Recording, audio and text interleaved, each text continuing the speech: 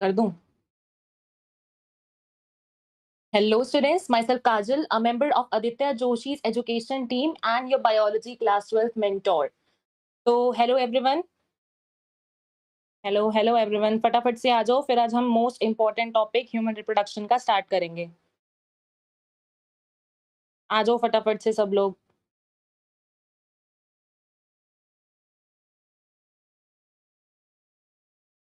Hello everyone, आ जाओ सब जल्दी जल्दी।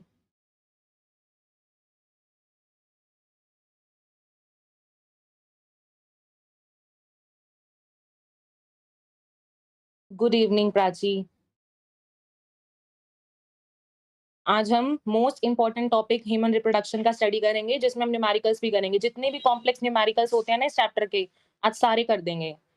Good evening Nihal, Eliza. आ जाओ फटाफट से, फिर स्टार्ट करेंगे human reproduction. Good evening Elijah.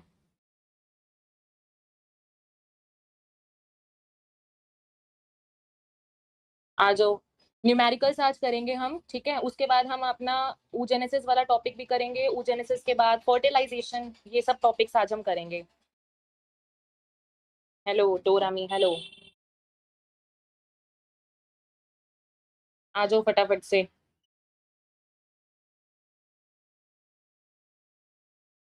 Good evening everyone.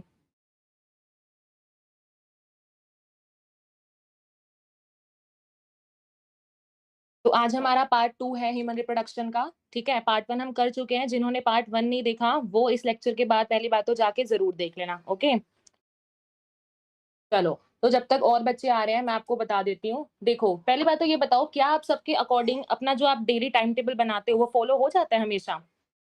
जो भी आप टाइम टेबल बनाते हो, कभी भी वो फॉलो हो जाता है? मतलब बिल्कुल डेली टारगेट्स आपके कंप्लीट हो जाते हैं? बताओ, सब बताओ।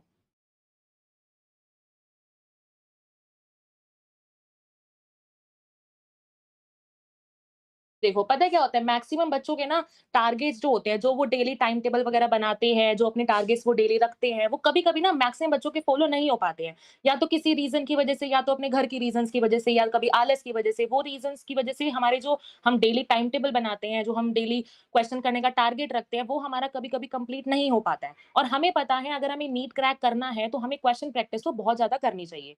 लेकिन कभी-कभी ये चीज़ फॉलो नहीं हो पाती है। इन चीज़ों को इन चीज़ों को सेटल करने के लिए, इन चीज़ों की हेल्प करने के लिए daily mentorship, personal mentorship programme हमने लॉन्च किया है, जो आपको आदित्य जोशी ऐप पे मिल जाएगा, जो कि आपको पता भी होगा उस बारे में।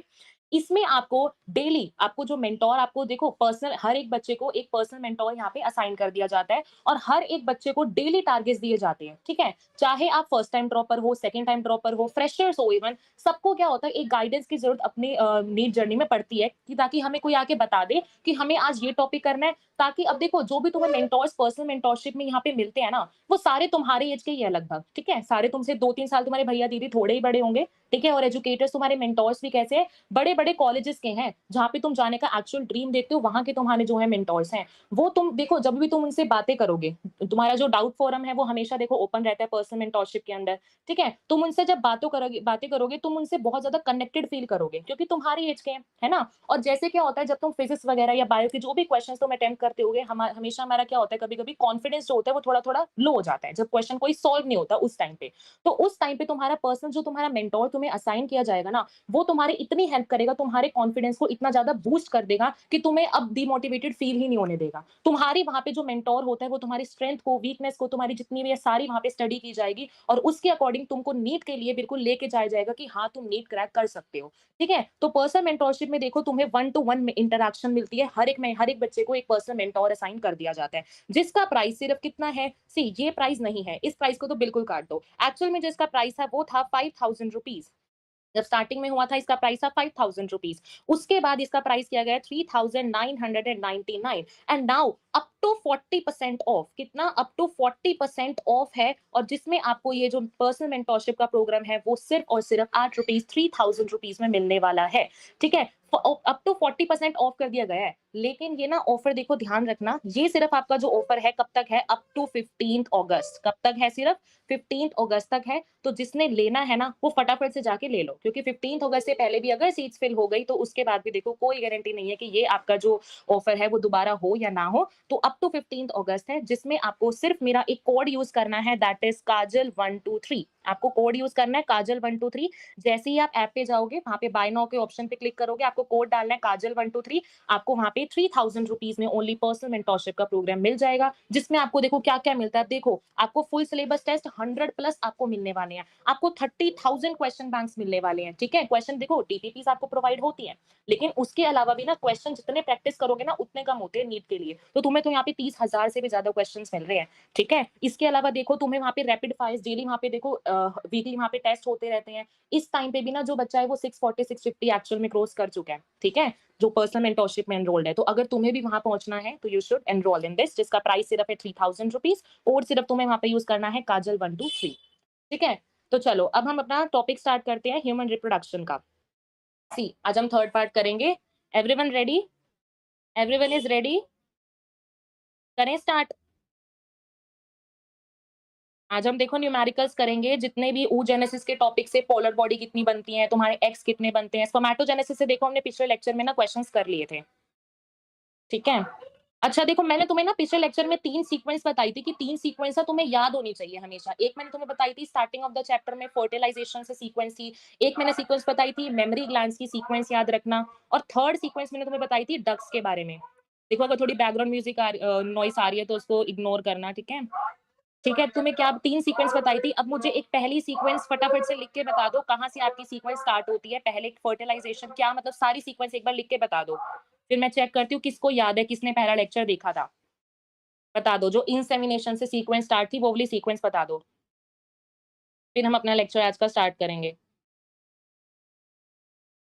बताओ सबसे पहले क्या आया था, जो हमको ऊपर स्टार्टिंग में सीक्वेंस बताई थी उसमें बता दो सबसे पहले हमारा जो फर्टिलाइजेशन का जो मेन काम होता है उसकी सीक्वेंस बताओ।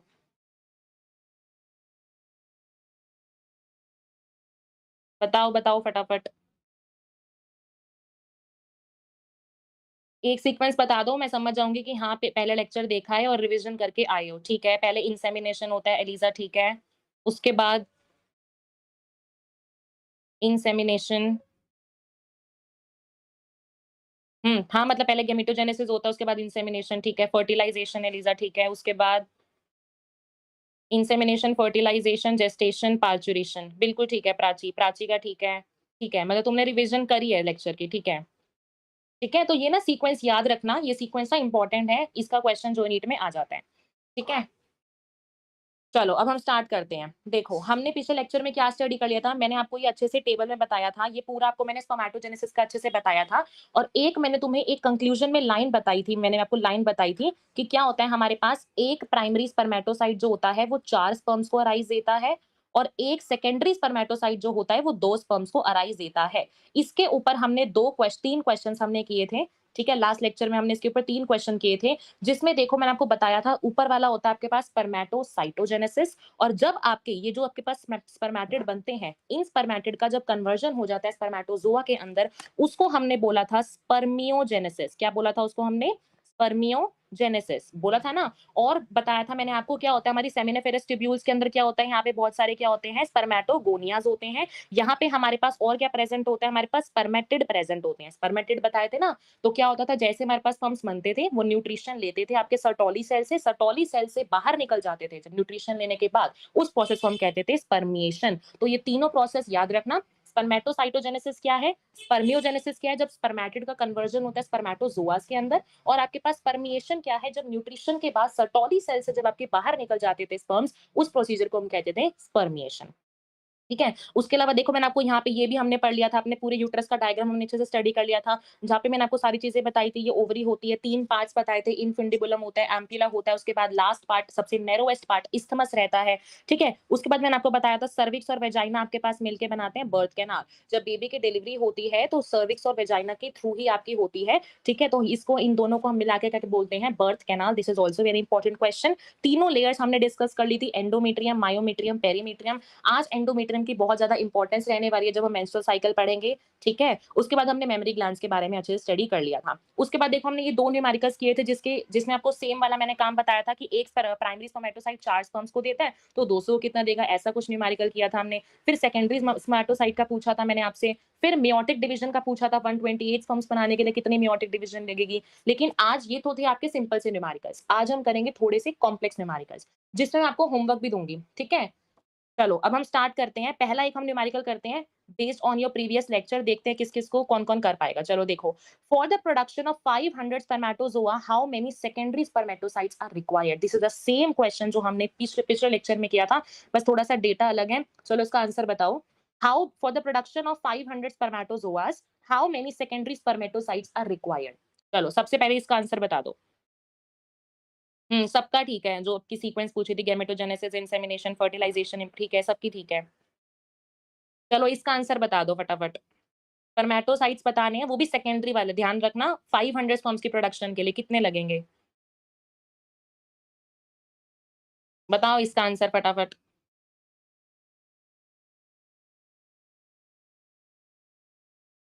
बोलो, बोलो इसका आंसर, बहुत सिंपल सा है। सेकेंडरी ऊपर जो मैंने आपको 2 वर्ड बताए थे, 1 से 4 बनते हैं प्राइमरी और आपके पास 1 से 2 बनते हैं सेकेंडरी, उसी पे बेस्ड है। बताओ फटाफट। बताओ, बताओ।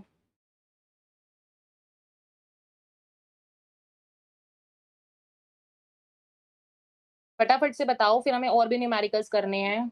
नहीं आता तो ये भी बता दो, मैं ये भी बता देती हूँ, कोई बात नहीं। नहीं आता तो साफ बता दो, कमेंट्स में मैं देख लेती हूँ।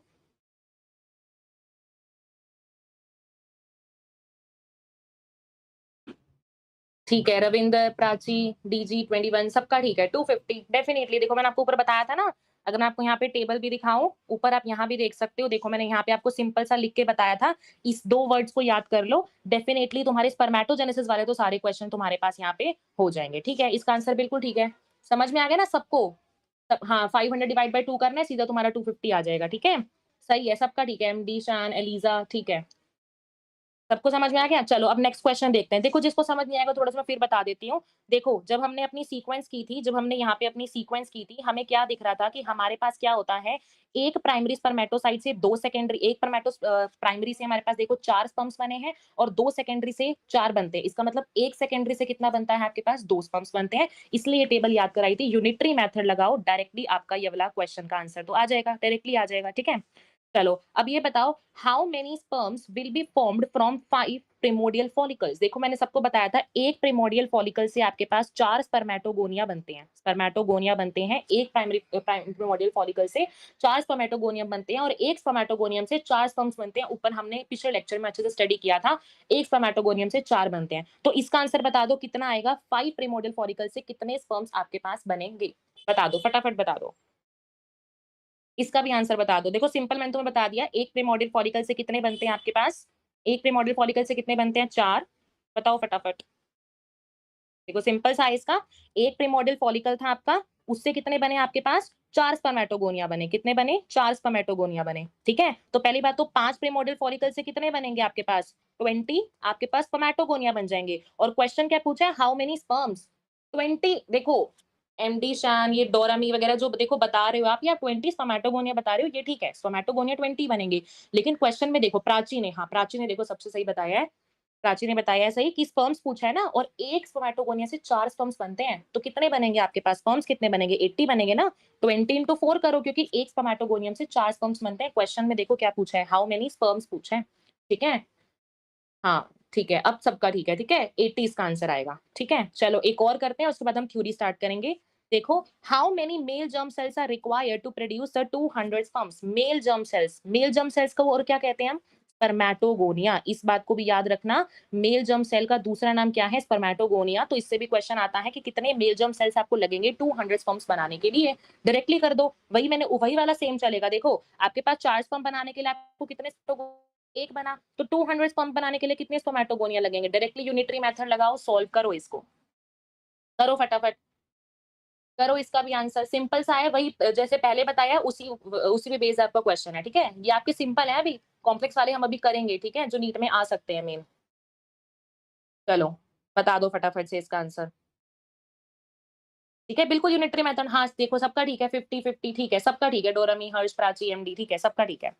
चलो, अब हम स्टार्ट करते हैं, हमारा लास्ट पार्ट देखो हमने कर लिया था अपना, मेमोरी ग्लैंड्स तक हमने कर लिया था, स्ट्रक्चर ऑफ स्पर्म हमारा रहता था, उसके बाद डायरेक्टली हम oogenesis स्टार्ट कर देंगे, फिर मेंस्ट्रुअल साइकिल पे आएँगे, ठीक है? देखो, सबसे पहले हमें पढ़ना है स्ट्रक्चर क्या होता है, हाँ, सबका ठीक है, सबका ठीक है। ठीक है, चलो आगे देखो, स्ट्रक्चर ऑफ स्पर्म देखो, हमारे पास क्या होता है स्ट्रक्चर इस तरह का हमारे पास जो स्पर्म का होता है वो स्ट्रक्चर दिखता है। हमारे स्पर्म के पास क्या होते हैं 3 तरह के पार्ट्स होते हैं, मीन्स 3 पार्ट में हमारे पास जो स्पर्म होता है वो डिवाइडेड रहता है। फर्स्ट पार्ट होता है हेड, सेकंड नेक और फिर हमारे पास मिडल पीस। नेक, मिडल पीस एक ही में आते हैं तो जनरली हम इसको एक बोल लेते हैं या फिर आप इसको 4 में डिवाइड कर सकते हो, head, neck, middle piece and your tail. ठीक है? जिसमें आपके पास देखो अगर मैं आपको स्ट्रक्चर अच्छे से यहाँ पे बताऊँ, ये देखो, ये आपके पास रहता है यहाँ पे सी, ये आपके पास यहाँ पे शुरू होता है आपके पास स्ट्रक्चर आपके स्पर्म का, जिसमें देखो एक लाइन जरूर याद रखना, होल स्पर्म जो आपके पास पूरा ये स्पर्म का डायग्राम दिख रहा है ना, whole sperm is covered by plasma membrane. इससे ना क्वेश्चन आता है, मैं आज क्वेश्चन लाई भी हूँ, ठीक है, लास्ट में क्वेश्चंस भी करेंगे, एजर्शन रीजन भी करेंगे, ठीक है। तो पहली बात तो याद रखना, पूरा का जो आपका पूरा स्पर्म होता है वो किससे कवर्ड होता है, प्लाज्मा मेम्ब्रेन से कवर्ड होता है, ठीक है। उसके बाद क्या होता है, इस पार्ट को हम कहते हैं हेड, ठीक है, इस पार्ट को हम कहते हैं हेड। जो ये वाला पार्ट आपको दिख रहा है इसको हम कहते हैं नेक, जो आपको ये पार्ट दिख रहा है इसको हम कहते हैं हमारा मिडल पीस, ठीक है। और जो ये नीचे आपको दिख रही है ये होती है हमारे पास टेल। तो हमने इसको 4 पार्ट्स में डिवाइड कर लिया है, ठीक है। अब हम एक-एक करके आपके इसके सारे पार्ट्स जो है स्टडी करेंगे। देखो, सबसे पहले पार्ट देखो इसका हेड वाला। हेड के पास ना आपको क्या दिखता है, सबसे पहली बात तो ऊपर ये आपको जो दिख रहा है ग्रीन पोर्शन में, ये होता है आपके पास हेड के पास एक्रोसोम। क्या होता है आपके पास ये ऊपर एक्रोसोम होता है, क्या होता है एक्रोसोम। इस एक्रोसोम के पास ना कुछ एंजाइम्स प्रेजेंट होते हैं, जिन एंजाइम्स को हम कहते हैं स्पर्म लाइसेंस, जो कि हम आगे देखो जब हम पढ़ते हैं ना गैमेटोजेनेसिस वाला फर्टिलाइजेशन वाला टॉपिक, वहां पे आता है इसका जो मेन काम है एक्रोसोम का, कि ये क्या करता है, कुछ ऐसे एंजाइम्स को रिलीज करता है जिससे क्या होता है एग के अंदर पेनिट्रेशन करने में आसानी होती है। एक्रोसोम कुछ ऐसे एंजाइम्स रिलीज करता है। तो याद रखना हेड रीजन के पास आपको क्या मिलता है, सबसे ऊपर आपको एंटीरियर पोर्शन में मिलता है आपको एक्रोसोम, ठीक है। उसके बाद आपको नीचे मिलता है यहाँ पे न्यूक्लियस, ठीक है, एक्रोसोम के नीचे आपको मिलता है न्यूक्लियस। तो क्वेश्चन आता है आपके पास कि एक्रोसोम और न्यूक्लियस आपको कहाँ मिलते हैं, तो हम कहेंगे हेड रीजन के अंदर हमें क्या मिलते हैं, एक्रोसोम मिलते हैं, ठीक है। उसके बाद आता है आपका नेक के बारे में। देखो नेक के बाद, नेक के पास ना आपके पास 2 तरह के सेंट्रियोल्स प्रेजेंट होते हैं। पहला जो आपको ऊपर सेंट्रियोल दिख रहा है ये होता है प्रॉक्सिमस सेंट्रियोल, नीचे जो आपको दिख रहा है ये होता है हमारे पास डिस्टल सेंट्रियोल। ये जो डिस्टल सेंट्रियोल होता है ना, ये हमारा पूरी टेल में आप देख रहे हो ना येलो पोर्शन में जो मैंने अभी ग्रीन में हाईलाइट करा है, ये जो सेंट्रियोल होता है ये क्या करता है, पूरे टेल के अंदर एक्सटेंड करता है, जिससे कि हमारे स्पर्म की पेनिट्रेशन में आसानी होती है, ठीक है। 2 पार्ट्स तो हमने देख लिए। उसके बाद थर्ड पार्ट आता है इसके पास मिडल पीस, जो हमारे पास मिडल पीस आता है,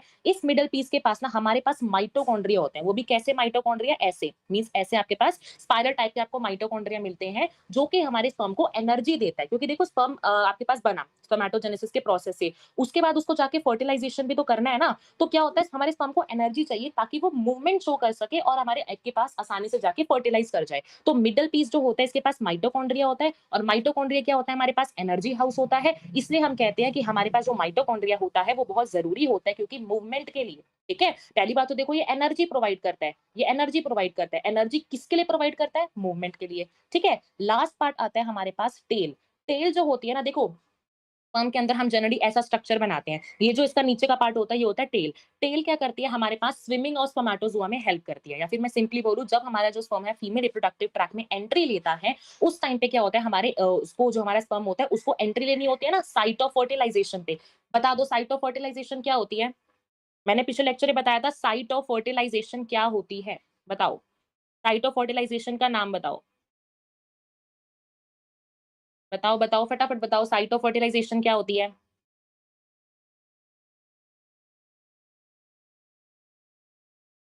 what is site of fertilisation, जहां पे एम्पुला, बिल्कुल ठीक है, प्राची का ठीक है, डीजी का ठीक है, ठीक है। साइट ऑफ फर्टिलाइजेशन होती है एम्पिला। तो हमारे स्पर्म को स्विम करके एम्पिला तक जाना होता है, और सिमिलरली एग को भी हमारे पास स्विम करके कहाँ जाना होता है, एम्पिला रीजन पे जाना होता है, ठीक है। रविंदर, डोरामी, अलीजा सबका ठीक है, ठीक है। तो ये हमने अपने 4-5 स्पर्म के स्टडी कर लिए हैं। देखो मैं आपको एनसीईआरटी से भी दिखाती हूँ, हम पहले नॉर्मल पढ़ते हैं फिर आपको एनसीईआरटी से दिखाती हूँ। देखो तो क्या है, अभी मैंने आपको बताया प्लाज्मा मेम्ब्रेन से कवर होती है आपकी पूरे स्पर्म की बॉडी, हम पढ़ चुके हैं। स्पर्म के पास क्या होता है, इलोंगेटेड हेप्लॉइड न्यूक्लियस। देखो आपके पास ये इलोंगेटेड सा नहीं दिख रहा, ये देखो आपके पास ये इलोंगेटेड हेप्लॉइड न्यूक्लियस ऐसे दिख रहा मीन्स ऐसे लंबा सा इलोंगेटेड आपको दिखता है, ठीक है? तो ये भी याद रखना किस तरह का मिलेगा, जिसके एंटीरियर पोर्शन मीन्स एक तरह से टोपी की तरह, जिसके एंटीरियर पोर्शन पे क्या मिलता है, एक कैप तरह का स्ट्रक्चर मिलता है, जिसको हम कहते हैं एक्रोसोम। एक्रोसोम एंजाइम से फिल्ड होता है, जो कि आपका फर्दर हेल्प करता है फर्टिलाइजेशन में, हमने पढ़ लिया। मिडल पीस क्या करता है, माइटोकॉन्ड्रिया अपने अंदर रखता है, जो कि आपको क्या करेगा, एनर्जी प्रोवाइड करेगा मूवमेंट के लिए, ठीक है? अब मेन बात आती है इनकी क्वांटिटी की। ये देखो क्या होता है जनरली हमारे पास, सी हमारे पास क्या लिखो, देखो यहाँ पे एनसीईआरटी में लिखा हुआ है, अगर हम एक पॉपुलेशन के टाइम पे देखें, हमारे पास जो जनरली स्पर्म्स रिलीज होते हैं वो 200 से 300 मिलियन तक रिलीज होते हैं। 200 से 300 मिलियन तक रिलीज होते हैं हमारे पास। और अगर मैं आपको इन शॉर्ट बताऊं ना, एक पॉपुलेशन के टाइम पे 2.5 ml से लेके 3 ml तक जो हमारा सीमेन होता है वो रिलीज होता है फीमेल रिप्रोडक्टिव ट्रैक में। कितना, 2.5 से 3 ml तक हमारे पास रिलीज होता है सीमेन जो होता है फीमेल रिप्रोडक्टिव ट्रैक के अंदर, ठीक है? जिसमें से अब ये जो स्पर्म्स रिलीज हो रहे हैं हमारे पास 200 से 300 मिलियंस, इनमें अगर मैं बताऊं तो 60% जो होते हैं, जो मेरे पास 60% होते हैं, उनकी क्या होती है, बिल्कुल नॉर्मल शेप एंड साइज, जैसे आपको ये शेप दिख रहा है, ये जो ऊपर डायग्राम देखा है ऐसे दिखते हैं। लेकिन जो 40% है ना इनमें से, उनके पास आपको विजरस तरह की आपको क्या दिखती है, मोटिलिटी दिखती है। विजरस तरह की मोटिलिटी मींस एक नॉर्मल मूवमेंट नहीं दिखती, अलग तरीके से ये मूवमेंट शो करते हैं। तो इनकी परसेंटेज याद रखना, 200 से 300 मिलियन स्पर्म्स रिलीज होते हैं। इनकी क्वांटिटी बोले तो 2.5 से 3 ml रहती है, जिसमें से 60% जो होते हैं वो नॉर्मल विजरस मोटिलिटी और अपने अंदर कैरेक्टरिस्टिक्स रखते हैं, लेकिन जो 40% होते हैं वो अपने अंदर एक तरह से बहुत ज्यादा विजरस एक्टिविटीज अपने अंदर हमें को शो करते हैं, ठीक है? तो ये पॉइंट जो है बहुत ज्यादा इंपॉर्टेंट है। उसके बाद देखो, हमने उस दिन अपना परसों जो हमने लेक्चर में स्टडी किया था, मैंने आपको क्या बताई थी, डक्स बताई थी, epididymis, vas deferens, seminal vesicle, prostate और ये सब। इन ग्लैंड्स की मैंने आपको सिक्रीशन बताई थी। सिक्रीशन बता दो, किस सिक्रीशन जो होती है वो किस किस से रिच होती है। 3 मैंने नाम बताए थे सिक्रीशन जो होती है इन ग्लैंड्स की, सॉरी जो मेरे पास वो हमने ग्लैंड्स पढ़ी थी, बल्बोयूरेथ्रल प्लस प्रोस्टेट और सेमाइनल वेसिकल की, उनके सिक्रीशंस में क्या-क्या होता है? बताओ। क्या-क्या 3 चीजें थी जो कि आपके सिक्रीशंस में मिलती है? बताओ, मैं तब तक आपको बताती हूँ, ठीक है? अब क्या है, ये जो आपको डक्ट्स निकलती है और जो आपके जो ग्लैंड्स, मैंने 3 ग्लैंड्स बताई और ये बताए, ये क्या करते हैं आपके पास, इनके जो जो भी फंक्शंस होते हैं, क्योंकि देखो करके चल रहा है, ताकि हाँ देखो एलिजा का सबका ठीक है, fructose, calcium and certain enzymes, ठीक है? ये जो होते हैं हमारे पास किसके अंदर होते हैं, हमारे सिक्रीशंस के अंदर। और इनको ग्लैंड्स को, इनकी डक्ट्स को मेंटेन करने के लिए हमारे पास क्या चाहिए होता है, हमें एंड्रोजन्स। एंड्रोजन कौन निकालता था, लेडी सेल्स। उस दिन बताया था ना मैंने आपको, क्या होता है हमारे पास एंटीरियर पिट्यूटरी जो होता है वो 2 तरह के हार्मोन्स रिलीज करता है, एलएच और एफएसएच। एफएसएच क्या कंट्रोल करता था, सर्टोली सेल्स को, एलएच क्या कंट्रोल करता था, आपके एंड्रोजन्स को। और वही जो एंड्रोजन है वो मेंटेन करके रखना है आपकी ग्लैंड्स की और आपकी डक्ट्स की सिक्रीशंस की, मतलब उसको पूरा रेगुलेट करके चलता है, ठीक है? सबको समझ में आ गया? यहाँ पे ना हमारा जो मेल वाला पार्ट था वो बिल्कुल खत्म हो जाता है। परसों के लेक्चर में देखो हमने फीमेल वाला भी स्टडी किया था, ठीक है? फीमेल भी स्टडी किया था। अब हम फीमेल की ब्रीफ में बिल्कुल अच्छे से स्टडी करेंगे, फॉलिक्यूलर जेनेसिस की, फॉलिकल किस तरह से ग्रो करते हैं आपके पास, और उसके बाद oogenesis किस तरह से होती है। चलो, चलो ठीक है, सबको समझ में आ गया? हाँ, सबका ठीक था। ठीक है, फ्रक्टोज, कैल्शियम, सर्टेन एंजाइम, ठीक है। चलो, अब हम देखते हैं हम यहाँ पे फॉलिक्यूलर जेनेसिस। देखो, क्या होता है, मैंने आपको देखो उस दिन ओवरी का जब डायग्राम यहाँ पे मैंने आपको बताया था, यहाँ लिगामेंट्स होती हैं, ये आपकी एक्चुअल में क्या होती है, ओवरी होती है। यहाँ पे आपके फॉलिकल्स जो होते हैं वो अल्टीमेटली ग्रो करते जाते हैं, बड़े-बड़े होते जाते हैं, प्राइमरी बनता है, सेकेंडरी बनता है, टर्शियरी बनता है, ग्राफियन बनता है। अब हम इसी चीज़ को ना अच्छे से ना स्टडी करने वाले हैं, ठीक है? इसी चीज़ को हम अच्छे से स्टडी करेंगे। देखो, हमारे पास ना सबसे सबसे पहली जो चीज़ होती है वो शुरू होती है हमारी प्राइमरी फॉलिकल से, ठीक है? सबसे पहला जो काम है हमारा वो शुरू होता है प्राइमरी फॉलिकल से, ठीक है? प्राइमरी फॉलिकल बनता कैसे है? देखो, हमारे पास ना प्रोसीजर स्टार्ट होता है एक प्राइमरी oocyte से। यहाँ पे हमारे पास बैठा होता है ये हमारे पास प्राइमरी oocyte, ठीक है? इस प्राइमरी oocyte के अराउंड ना आपको क्या मिलते हैं, बहुत सारे, मैं सिंपली बोलूँ तो ग्रेनुलोसा सेल्स मिलते हैं। कौन से सेल्स मिलते हैं आपको इसके अराउंड? प्राइमरी oocyte के अराउंड क्या मिलते हैं आपको? ग्रेनुलोसा के सेल्स मिलते हैं, ठीक है? इस वाले को पूरे को हम बोलते हैं प्राइमरी फॉलिकल। उसके बाद क्या होता है, जैसे-जैसे हम ग्रो करते जाते हैं, देखो हमने पढ़ा था कि हमारे पास क्या होता है, साइज इंक्रीज होता जाता है। मैंने आपको जब ओवरी का डायग्राम दिखाया था। सिमिलरली सबसे पहले सिचुएशन हमारी स्टार्ट हुई प्राइमरी फॉलिकल से। प्राइमरी फॉलिकल से बनेगी हमारे पास सेकेंडरी फॉलिकल। अब मेरे पास प्राइमरी फॉलिकल से क्या बन जाएगा, सेकेंडरी फॉलिकल बनेगा, ठीक है? क्या बनेगा, सेकेंडरी फॉलिकल। सेकेंडरी फॉलिकल में देखो क्या होगा, सेकेंडरी फॉलिकल में भी रहेगा क्या हमारे पास, प्राइमरी oocyte ही। अभी फिलहाल प्राइमरी से सेकेंडरी oocyte नहीं बना है। अभी जो हमारे पास प्राइमरी फॉलिकल हो चाहे सेकेंडरी फॉलिकल हो, चलेगा हमारे पास सिर्फ और सिर्फ हमारा प्राइमरी oocyte का ही, इस बात को याद दे रखना, ठीक है? अब क्या होगा, अब सेकेंडरी फॉलिकल बना है प्राइमरी से, तो थोड़ा बहुत तो कुछ डिफरेंस आएगा ना। डिफरेंस कहाँ आता है, ये देखो, ये देखो। अब मेरे को यहाँ पे ना ग्रेनुलोसा सेल्स तो मिलेंगे, जो मेरे को पहले ग्रेनुलोसा सेल्स मिल रहे थे वो मेरे पास यहाँ पे मुझे ग्रेनुलोसा सेल्स मिलेंगे, ये मेरे को मिले। लेकिन डिफरेंस कहाँ पे आएगा, इन मेरे को ग्रेनुलोसा के बाहर मुझे क्या मिल जाएगा, एक थीका की लेयर मिल जाती है। क्या मिलता है मुझे, इनके बाहर क्या मिल जाता है, एक मुझे थीका की लेयर मिल जाती है। ये कौन-सी लेयर है मुझे? Theca layer. और जैसे ही थीका लेयर मेरे पास आई, उसको हम नाम दे देते हैं कि हमारे पास क्या बन चुका है, अब सेकेंडरी फॉलिकल बन चुका है, ठीक है? लेकिन याद रखना एक चीज़ सेम रहेगी, ये हमारे पास प्राइमरी oocyte था, अभी भी ये मेरे पास प्राइमरी oocyte ही रहेगा, सेकेंडरी oocyte अभी नहीं बनता, ठीक है? अब देखो, अब प्राइमरी बन गया, सेकेंडरी बन गया, अब हम बनाएँगे हमारा टर्शियरी फॉलिकल, क्या बनाएँगे हम यहाँ पे? Tertiary follicle. अब यहाँ पे आपको मेन चेंज दिखेगा, टर्शियरी फॉलिकल में आपको दिखेगा कि अब मेरे पास पहले जो ये प्राइमरी oocyte था, अब मेरे पास ये कन्वर्ट हो जाएगा सेकेंडरी oocyte के अंदर। किसमें कन्वर्ट हो जाएगा? प्राइमरी oocyte सेकेंडरी में कन्वर्ट हो जाएगा। किस टाइम पे मेरे पास? जब मेरे पास टर्शियरी फॉलिकल बनता है। वेरी इंपॉर्टेंट क्वेश्चन कि टर्शियरी फॉलिकल के टाइम पे मुझे क्या बनता है? मेरे पास सेकेंडरी oocyte बनता है।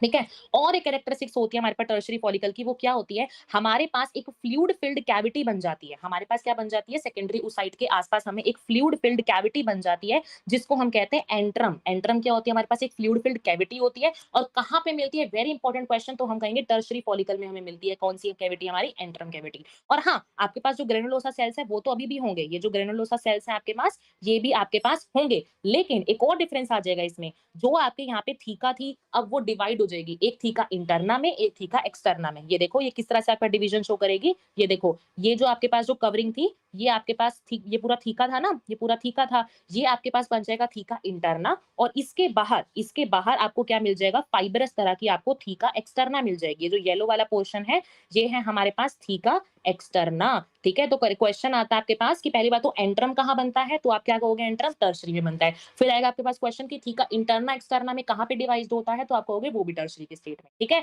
इंपॉर्टेंट है, याद रखना एंट्रम कहाँ मिलता है और आपके पास थीका इंटरना एक्सटर्ना में कहाँ डिवीजन होती है। ठीक है? उसके बाद क्या होगा? अब आपके पास फिर क्या बनता है लास्ट में? Graafian follicle. अभी आपको एनसीईआरटी से डायग्राम दिखाऊंगी। लास्ट में आपके पास क्या बनता है? Graafian follicle. क्या बन जाता है? Graafian follicle. ग्राफियन फॉलिकल में भी आपके पास क्या आएगा? सेकेंडरी oocyte आएगा। लेकिन इस टाइम पे क्या हो जाएगा? आपके पास जो ये oocyte बैठा हुआ है ना, आपके पास ये जो oocyte यहाँ पे बैठा हुआ है, इसके अराउंड आपको एक नॉन सेलुलर लेयर मिल जाएगी। क्या मिल जाएगी आपको? इसके अराउंड एक नॉन सेलुलर लेयर मिल जाएगी, जिसको हम बोलते हैं ज़ोना पेल्यूसिडा। तो याद रखना, ग्राफियन फॉलिकल के टाइम पे आपको क्या मिलता है? ज़ोना पेल्यूसिडा मिल जाता है। किसके अराउंड मिलता है? याद रखना, किसके अराउंड मिलेगा आपको? सेकेंडरी oocyte के अराउंड आपको मिल जाता है क्या? मेरे पास ज़ोना पेल्यूसिडा की लेयर। किस स्टेट में? ग्राफियन फॉलिकल में। तो ये डायग्राम अच्छे से याद रखना, प्राइमरी क्या चेंज आया, सेकेंडरी में क्या चेंज आया और आपके पास टर्शियरी में क्या चेंज आया। This is very important question, दोबारा से बता देती हूँ।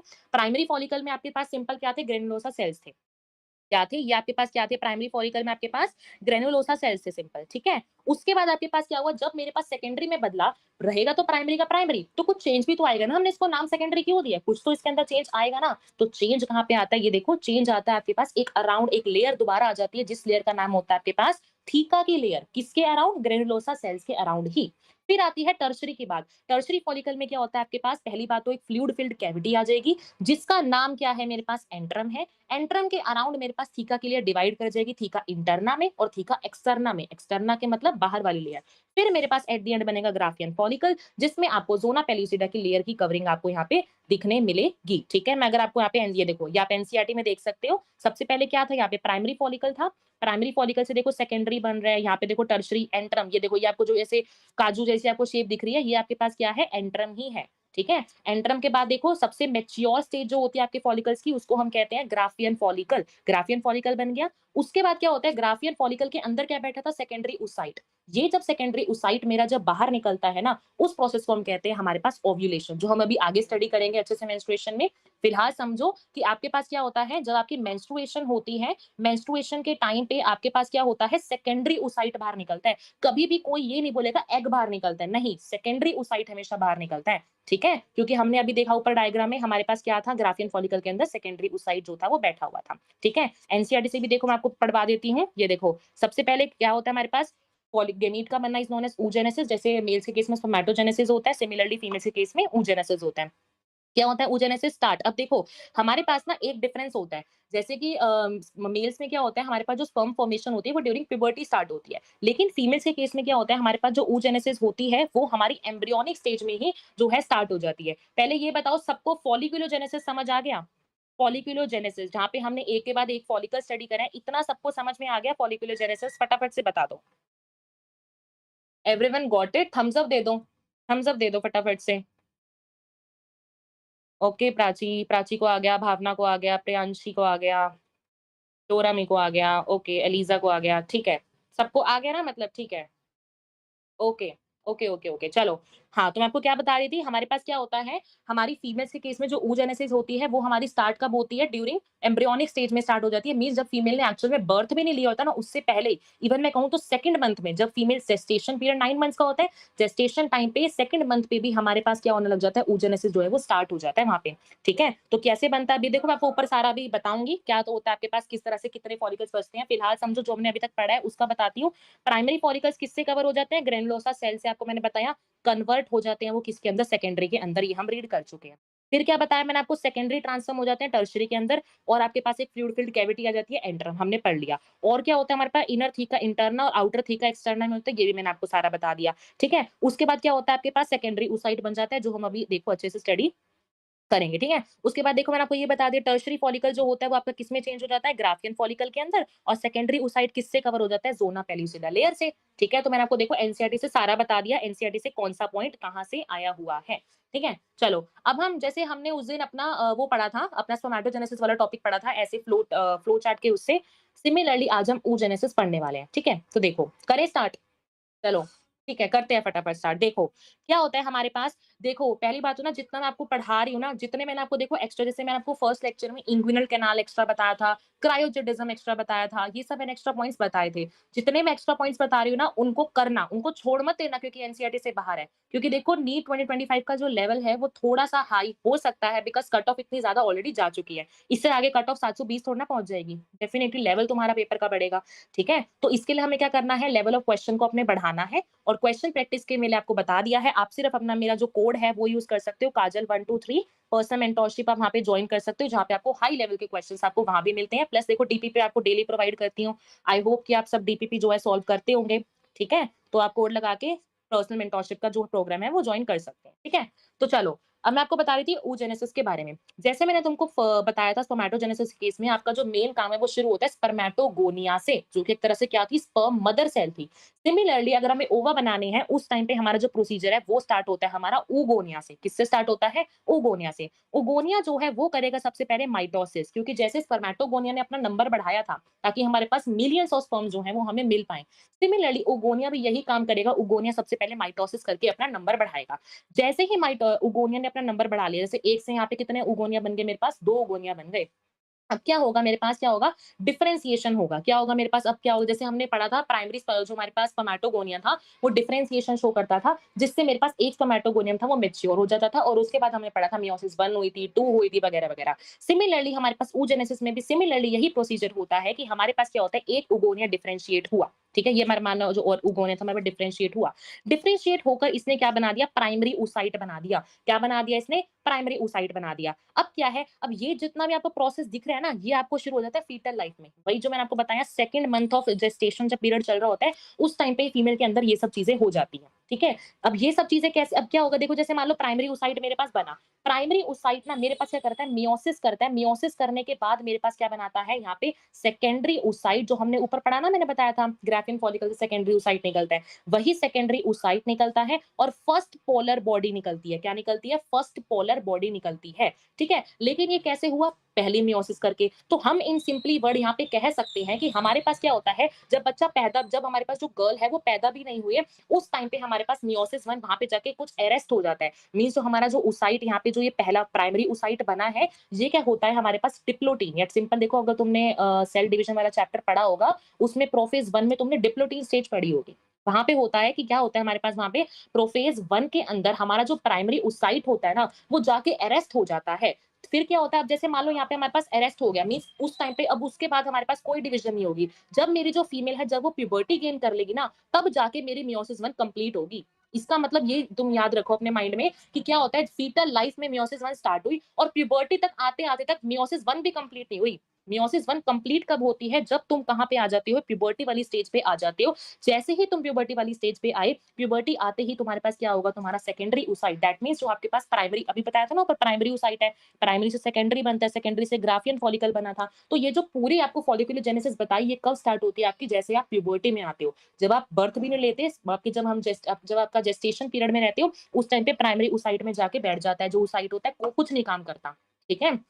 तो इसको याद रखो, ठीक है? तो आपकी मेयोसिस 1 कब कंप्लीट होती है? जब आप प्यूबर्टी में आते हो, ठीक है? अब क्या है, यहाँ से आपकी मेयोसिस 1 तो कंप्लीट हो गई, अब मेयोसिस 2 का काम क्या करेंगे? मेयोसिस 2 तुम्हारी पता है कब कंप्लीट होती है? जब तुम्हारे इस सेकेंडरी oocyte से स्पर्म आके मिल जाता है ना, जब तुम्हारा ये जो स्पर्म है, ये आके तुम्हारा मिल जाता है आपके एग के साथ, और जब वो हमारे पास एक्चुअल में ओवा, जिसको तुम एक्चुअल में गमीट एग बोलते हो, वो रिलीज़ होता है और हमारे पास ये सेकंड पोलर बॉडी रिलीज़ होती है। तो याद रखना, फर्स्ट पोलर बॉडी कब रिलीज़ होती है? During puberty. कब होती है? जब तुम्हारे पास, जब तुम प्यूबर्टी अटेन करते हो, जब तुम्हारे पास क्या बनता है? सेकेंडरी oocyte रिलीज होता है ओव्यूलेशन के टाइम पे, और तुम्हारे पास पहली पोलर बॉडी वहां बनती है। सेकंड पोलर बॉडी, या फिर मैं सिंपली कहूं सेकंड मेयोसिस, तुम्हारे पास कब कंप्लीट होती है? जब तुम्हारे पास एक्चुअल में फर्टिलाइजेशन होती है तब। वरना क्या होगा, अगर मान लो फर्टिलाइजेशन नहीं हो पाई, तो सेकेंडरी oocyte हर महीने, हम सबको पता है हर महीने क्या होगा, हर मंथ में सबको पता है मेंस्ट्रुअल साइकिल होती है, उस मंथ में क्या होगा, सेकेंडरी oocyte हर महीने निकलता रहेगा और एट द एंड आपकी मेंस्ट्रुअल साइकिल होती रहेगी। लेकिन क्या होता है, अगर मान लो हमारे पास फर्टिलाइजेशन हो जाती है, तो उस टाइम पे मेयोसिस 2 स्टार्ट हो जाती है और अल्टीमेटली मेरे पास ओवा बन जाता है, और यही ओवा मेरे पास आगे जाके स्पर्म के साथ मिलता है, और फिर हमें पता है फर्टिलाइजेशन कैसे होती है।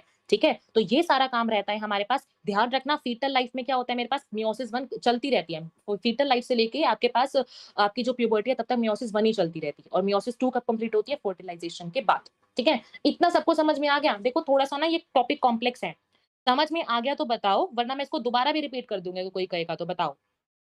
मैं दोबारा रिपीट कर दूँगी अगर किसी को ये समझ में नहीं आया तो बताओ। बताओ, बताओ। आ गया सबको समझ में? बताओ, सबको समझ में आ गया तो?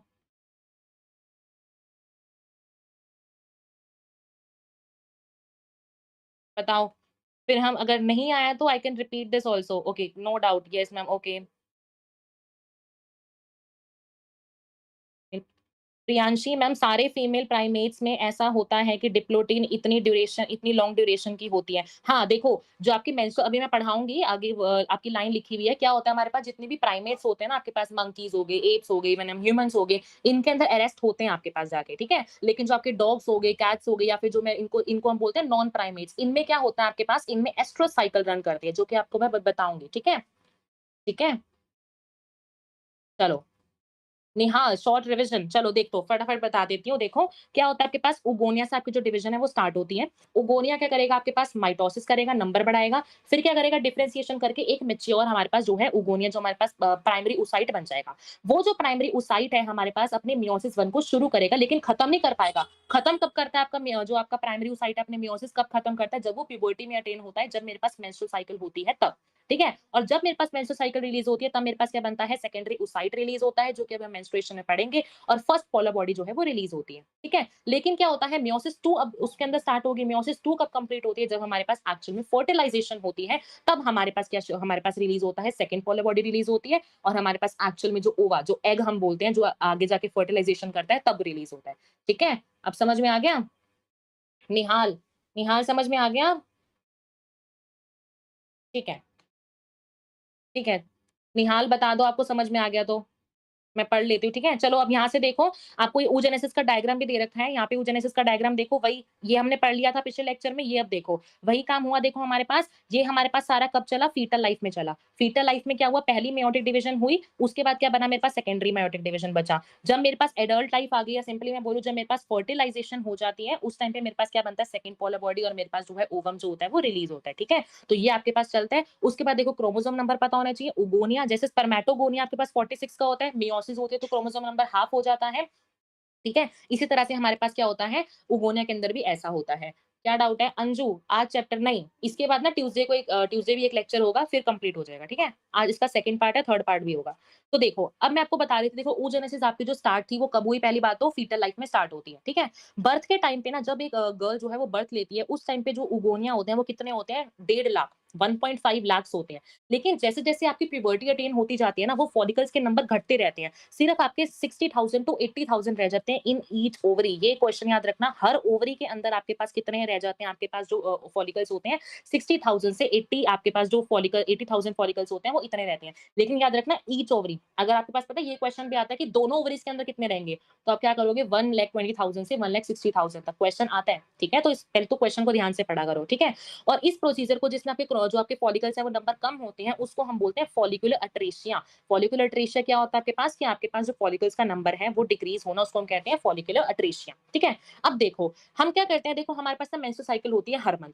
सबसे पहली जो मेंस्ट्रुअल साइकिल होती है ना, उसको हम बोलते हैं मेनार्के। क्या बोलते हैं उसको, हम बोलते हैं मेनार्के, वेरी इंपॉर्टेंट थिंग। और जब हमारे पास जो मेंस्ट्रुएशन, जब लास्ट मेंस्ट्रुएशन होती है, जब हमारे पास मेंस्ट्रुएशन स्टॉप हो जाती है, उसको हम बोलते हैं मेनोपॉज, जो कि अराउंड एंड अराउंड 50 इयर्स तक हमारे पास मेनोपॉज जो है वो आता है। ठीक है, याद रखना, menarche is the first and menopause is the last. आपके पास लास्ट मेंस्ट्रुअल साइकिल को हम बोलते हैं मेनोपॉज।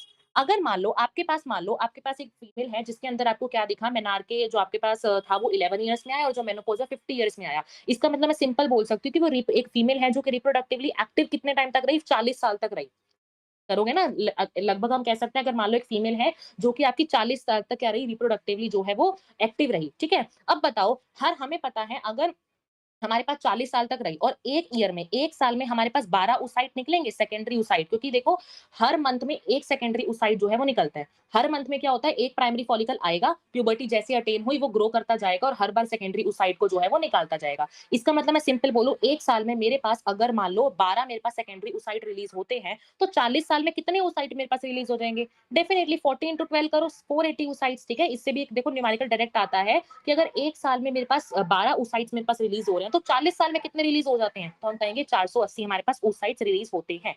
लेकिन अगर मान लो हमारे पास इन 40 साल में एक जो फीमेल है वो मेरे पास एक बार प्रेग्नेंट हुई, एक बार इस फीमेल की मान लो प्रेगनेंसी आ गई, तो उस स्टेट में मुझे बताओ, क्या देखो जो हमारी प्रेगनेंसी होती है वो 9 मंथ तक होती है, सबको पता है जो प्रेगनेंसी होती है वो 9 मंथ तक होती है। और हमें ये भी पता है कि हमारे पास जो हमारी प्रेगनेंसी टाइम होता है उस टाइम पे कोई मेंस्ट्रुएशन नहीं होती। और अगर मेरे पास मान लो मेंस्ट्रुएशन नहीं होती, तो क्या मेरे पास सेकेंडरी oocytes निकलेंगे, नहीं निकलेंगे, बिल्कुल नहीं निकल सकते, क्योंकि सेकेंडरी oocytes तभी निकलेंगे जब आपका फॉलिकल एक्चुअल में ग्रो करेगा। ठीक है, लेकिन हमें पता है मेंस्ट्रुएशन जो होती है वो हमारी प्रेगनेंसी के टाइम पे नहीं होती। इसका मतलब हमारे पास यहाँ पे 9 मंथ में तो हमारे पास कोई मेंस्ट्रु मतलब 9 मंथ में मेरे पास कोई सेकेंडरी oocyte नहीं निकलेगा। तो दैट मीन्स पहली बात तो 480 में से ये 9 माइनस कर लो, 9 माइनस कर लो, क्यों, क्योंकि मेरे पास 9 मंथ तक कोई oocyte नहीं निकला, कोई मेरे पास मेंस्ट्रुएशन नहीं हुई।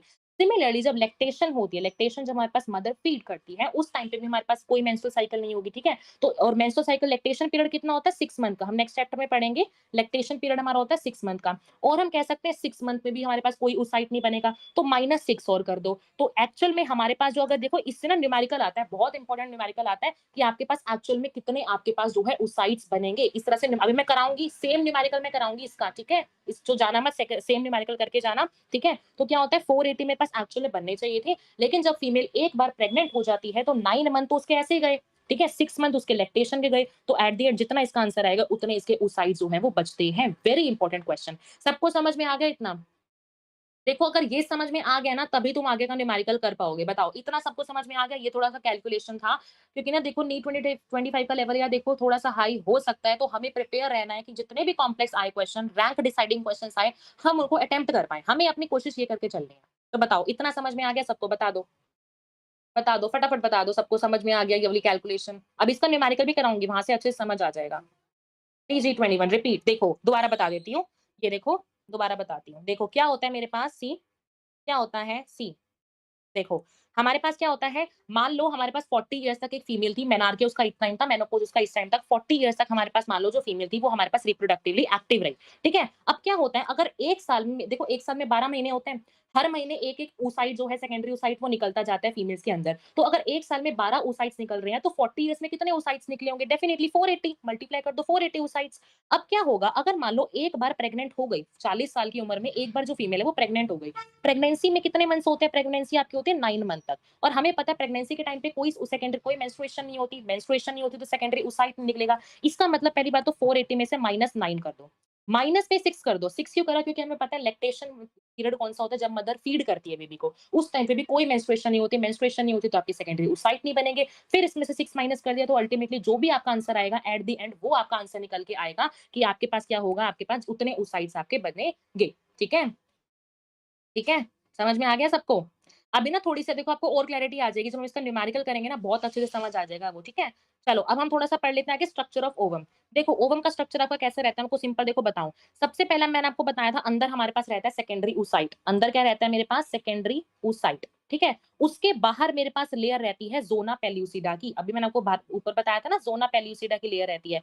इस ज़ोना पेल्यूसिडा के अराउंड मुझे मिलते हैं कोरोना रेडिएटिंग सेल्स। क्या मिलते हैं मेरे पास? इसके अराउंड मुझे मिलते हैं कोरोना रेडिएटिंग सेल्स। ये कौन से सेल्स होते हैं? कोरोना रेडिएटिंग सेल्स, ठीक है? एक्चुअल में हम ना बाद में जाके देखेंगे, ये सेल को टूटना होता है तभी हमारे पास जो स्पर्म एक्चुअल में एंट्री लेता है, पहले ये टूटता है, फिर ज़ोना पेल्यूसिडा लेयर टूटती है, फिर हमारे पास जाके एट द एंड हमारे पास सेकेंडरी oocyte में फ्यूजन होती है, तब फिर मेयोसिस 2 हमारे पास वो होती है, फिर हम ये करते हैं, ठीक है? क्या डाउट है? मैम सेकंड टाइम प्रेगनेंसी के लिए भी सेम ऐसे ही? हाँ, बिल्कुल ठीक है। अभी मैं ना इसका न्यूमेरिकल कराऊँगी, वहाँ पे न्यूमेरिकल में पता है क्या कराऊँगी? एक मदर है वो 3 बार प्रेगनेंसी उसकी आई है, तो कितने माइनस करोगे? 15 इंटू 3 45 माइनस करोगे, ऐसे होता है, ठीक है? मैं न्यूमेरिकल कराऊँगी, डोंट वरी अबाउट इट, ठीक है? तो इस तरह से हमारे ना oocyte का डायग्राम रहता है, ये देखो, जैसे कि मान लो बीच में हमारा ओवम बैठा है, यहाँ पे ज़ोना पेल्यूसिडा आती है, बाहर आके कोरोना रेडिएटिंग सेल्स रहते हैं, जो कि हम आगे पढ़ेंगे इनका एक्चुअल में काम क्या होता है, ठीक है? चलो, अब हम स्टार्ट करते हैं अपना main topic menstrual cycle. Menstrual cycle से फिर हम अच्छे से इसके क्वेश्चन जो हैं करने वाले हैं, ठीक है? चलो पहले मेंस्ट्रुअल साइकिल कर लेते हैं, फिर हम इसके न्यूमेरिकल्स करेंगे। पहले हम मेंस्ट्रुअल साइकिल समझ लेते हैं। चलो देखो, पहली बात तो मेंस्ट्रुअल साइकिल जो होती है प्राइमेट मैमल्स के अंदर होती है। प्राइमेट एंड मैमल्स कौन से होते हैं? एप्स, मंकीज़, ह्यूमन्स, ये होते हैं प्राइमेट्स। और नॉन प्राइमेट्स के अंदर हमें दिखती है एस्ट्रस साइकिल, जो हम अभी लास्ट में देखेंगे। पहले समझो प्राइमेट के अंदर हमें क्या दिखती है? हमारी हमारी मेंस्ट्रुअल साइकिल दिखती है, ठीक है? और मेंस्ट्रुअल साइकिल होती कैसे है? मैंने आपको 3 लेयर्स बताई थी। ये मेरे पास क्या होती है? मेरे पास अंदर वाली लेयर ये कौन-सी होती है मेरे पास? पेरीमेट्रियम, बाहर वाली लेयर। फिर मेरे पास कौन-सी होती थी? आपकी वो वाली मायोमेट्रियम। अंदर कौन-सी होती थी मेरे पास? यहाँ पे मैंने आपको पिछले लेक्चर में अच्छे से बताया था, ये होती है मेरे पास एंडोमेट्रियम।